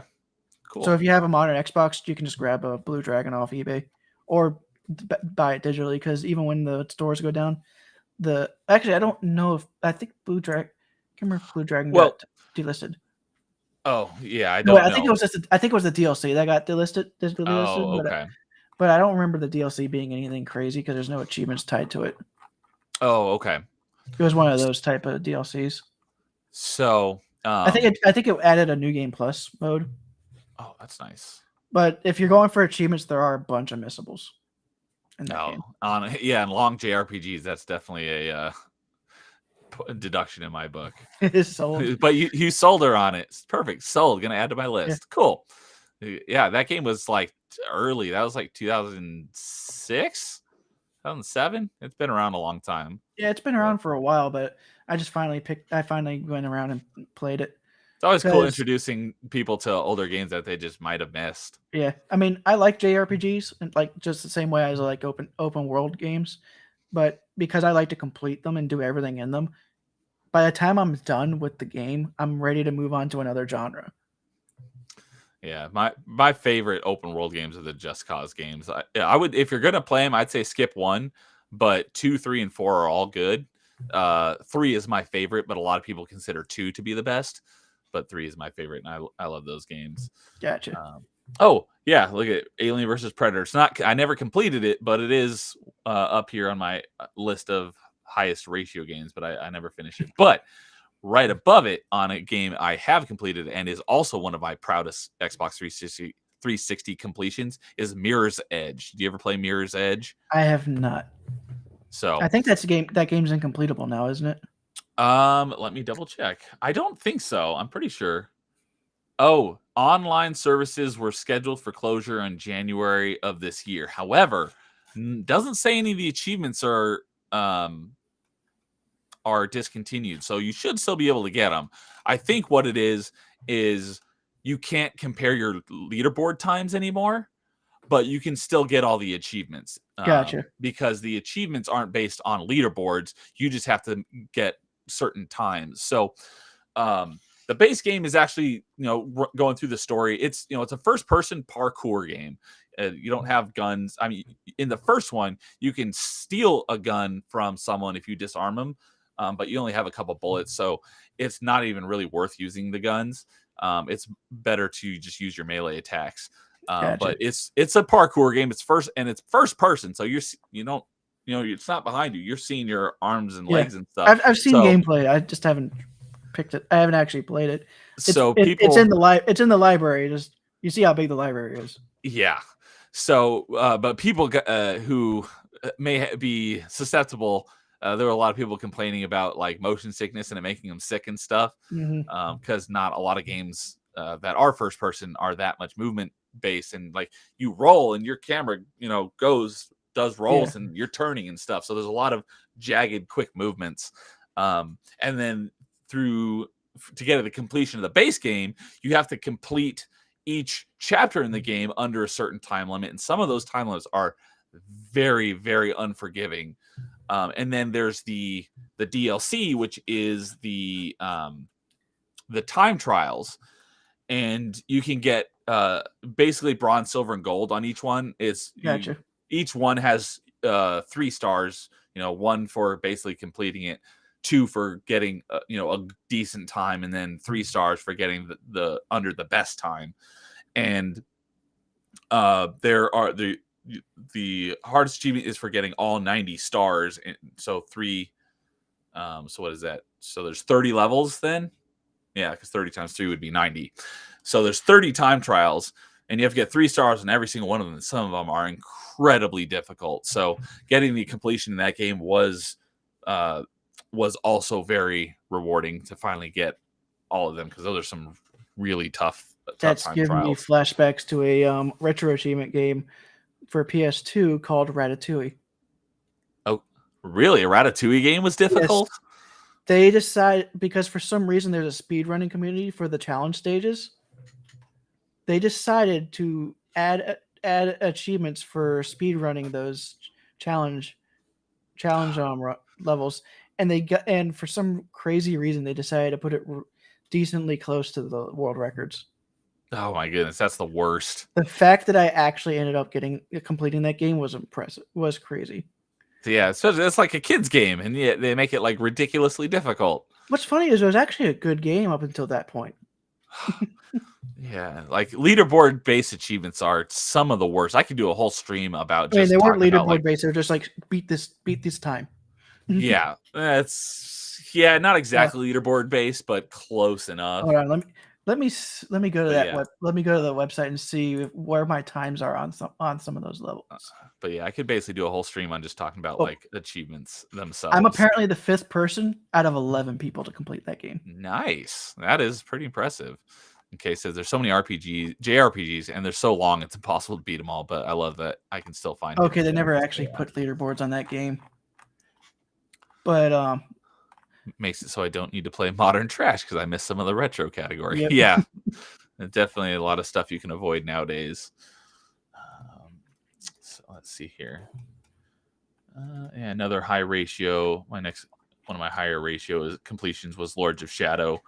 Not terribly difficult, but you have to beat it on the hardest difficulty, which wasn't too bad, except for like I was talking about earlier, the DLC was if you not want to fun. see what I'm talking about with that Ratatouille game, yeah, sure. Let me find one of the shortest challenge levels, because these are like 2. You have to be like perfect for like 2 minutes. Oh my goodness. Some of these levels. Yeah, that's probably pretty similar to a lot of the time trials in Mirror's Edge. So some of them could be lengthy, and you had to do it absolutely perfect. So let's see. Yes. Oh wait, never mind. I think you should probably do one of the two.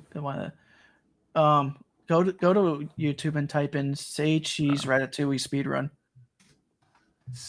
Okay. Say cheese. Ratatouille. I don't know how to spell that. Speedrun. Hopefully this will be good enough. I think I spelled it good enough. Okay. Oh yeah, is it 10.6 seconds? Actually, don't do that one because that's a glitch run. Oh, okay. So yeah, the next one down is 1:39. Let me see. Say cheese. It's actually for 119. The achievement's for 119. Yeah. Oh, to get the achievement, you have to beat it in 1:19. Yeah, and it says no skipping straight to the end. So they knew about the glitch. That's one good thing about that's one positive and negative thing about the way retro achievements works. They can code it so you can't use glitches. Okay. Yeah, I'm not seeing that one. So like for like Pokemon Red and Blue, you can't get all the Pokemon by using the missing number glitch. Missing now. Okay. So you get like infinite rare candies. Yeah. Because it actually breaks your Hall of Fame, so it's easy for them to figure out that you did it. Okay.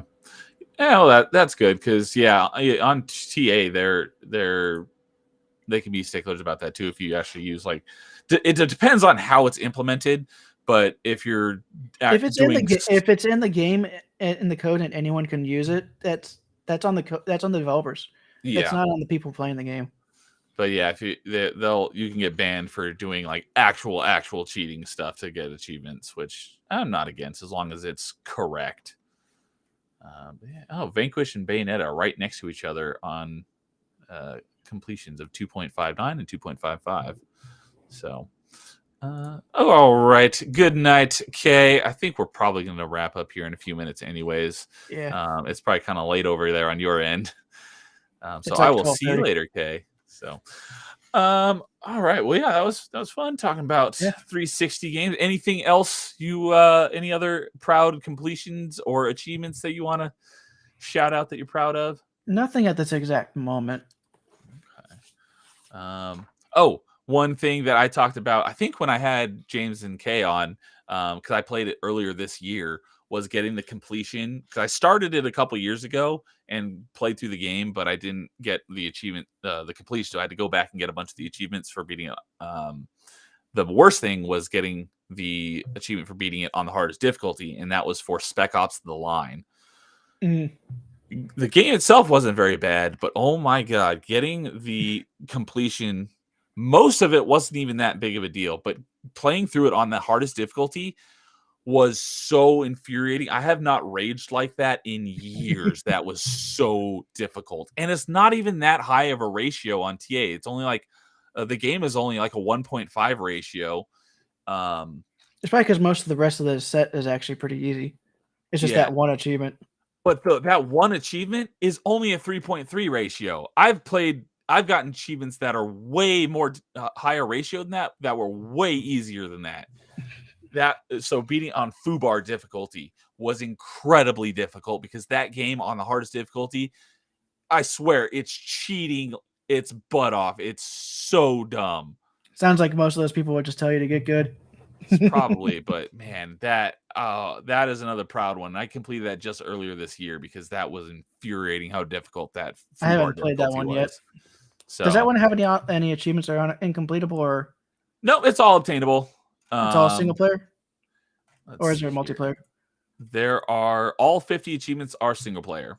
Gotcha. So definitely do it. Yeah, there'll never be a time that you won't be able to achieve it unless they actually shut down 360 achievements or something. Yeah, and hopefully they don't do that. Yeah, if they do, I can't imagine they would for a long time. Yeah, it'd be like when Xbox Live itself goes down. Exactly. So, but yeah, in memoriam of the closing of the Xbox 360 store next summer, so we still got a lengthy, ways to go. So we still got some time. But I did find out that after they announced it last week, it sounds like it's basically only for non-backwards compatible games because backwards compatible games you can still buy on like your Xbox or on Xbox.com. So that was the reason why they curated the group, is because they wanted to get the licensing so that they could sell it on the new digital store. That's the reason why it didn't just say, okay, everything's backwards compatible. They wanted to get it on the store. There's only I think there's only one game that you can't do that, and that's technically a game that's illegal. And that's Too Human. Oh, I could. Oh, wow. If we were talking about games that we hated from the 360, I could go on and on about. You know that game. That game was originally supposed to be a PS1 game. Yeah, and then went to like Dreamcast, and then it went through like 3 or 4 generations or different consoles before it finally released. The fact that it was actually in a state that it wasn't actually completely broken is amazing in its own right. Yeah, it's funny how they were due to the lawsuit, they were ordered to destroy all physical copies, but then you could end up getting. I remember they released. I don't know if you still can, but after that, you were able to download it on Xbox for free. So I was able to add it to my account for free, even though I'm never going to play it again because screw that game. I hate it. Yeah, Paul. I haven't played it yet. What a bomb! Too Human. Yeah, I could go on and on about. It was such a big bomb. It blew up the studio but it didn't help that Dennis Dyack is a complete egotistical asshole. He didn't help the situation at all. He thought he was like the second coming of Christ when it came to video games. It's like, dude, get your stuff together before you start thinking that you're this, hot stuff. At least Romero actually has some backing behind that. Yeah. When he did Daikatana. Was that was Romero? I thought that was Carmack. I think it was Romero that did the Daikatana. Okay. Whichever one it was, yeah, I remember it was funny because the tagline was, he's going to make you his bitch. It's like, dude, that game was terrible. But yeah, at least you've got some good games under your belt. I wonder if that game actually has achievements yet. I believe it does. No, on retro achievements, Oh, on retro achievements. because it was an N64 game. They have not made achievements for that game. But yeah, so if you're listening to this and there are any non-backwards compatible Xbox 360 games that you want, try to digitally make sure you pick those up before July of 2024. And also the DLC, any DLC you want. Yeah, and any DLC, which I am going to have to do that because there's some DLC that I've had on my wish list for literally like 10 years and it's still never gone on sale. The game goes on sale, but the DLC never goes on sale, and it pisses me off. I can get the game for $2, but the DLC is still $40. It's like, come on. Might have to finally start going through the Sonic Adventure games, because I've heard the original set's easier to get before you get the DLC portion, which is like the DX and the like the GameCube versions that actually getting added. Okay. So what they did was they released like the Dreamcast version, but the remastered, and then they had like a DLC that was like the GameCube portion. Gotcha. The GameCube additionals. Yeah. Rip 360, but fortunately, it's not all games. So thing is though, I think the store is going down, not because of licensing or anything like that. I think it's because that they don't want to up the security around the payments.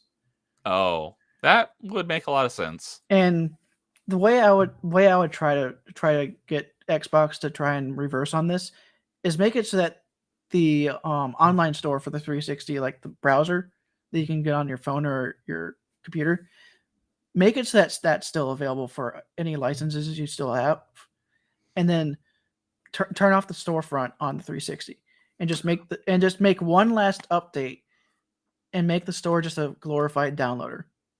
Okay, because even after the store shuts down, you can still download anything that you previously purchased.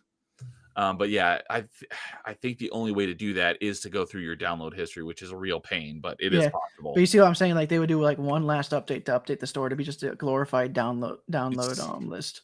So you can go back and download your stuff. It would make it better to download it, and then also if they made it so you could still buy the stuff off the browser version, it would suffice for the security stuff, because it's easier to maintain a browser than a 20-year-old hardware. Yeah, that definitely makes sense. So.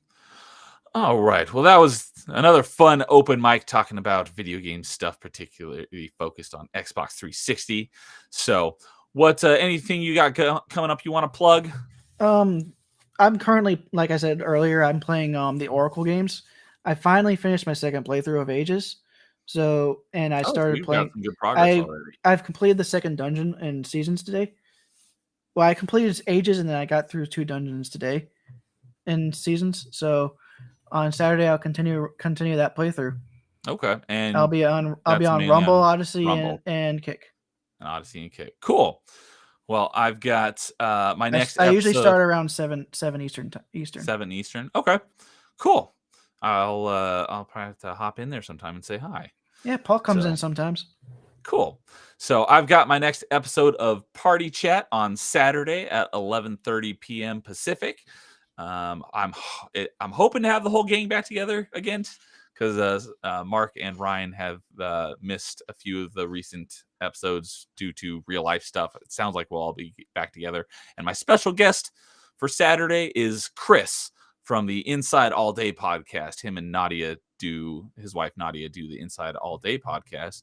And Chris is a gamer, so he's going to be the special guest on Party Chat for Saturday. So come check that out if you are interested, or if you like the discussion we've been having. You can go check out my backlog of Party Chats and open mics. So where all I do is talk about video games. I might stream something at some point, but I have more fun on streams talking about video games than actually playing them. So that's kind of what I do here. So. Had a lot of fun chatting with you, a fellow achievement enthusiast dude. So thank you for coming on, and you have a great night, and I will see you in the live stream chats and say hi to you then. Have a good one. All right. And everyone else, in the meantime, game on.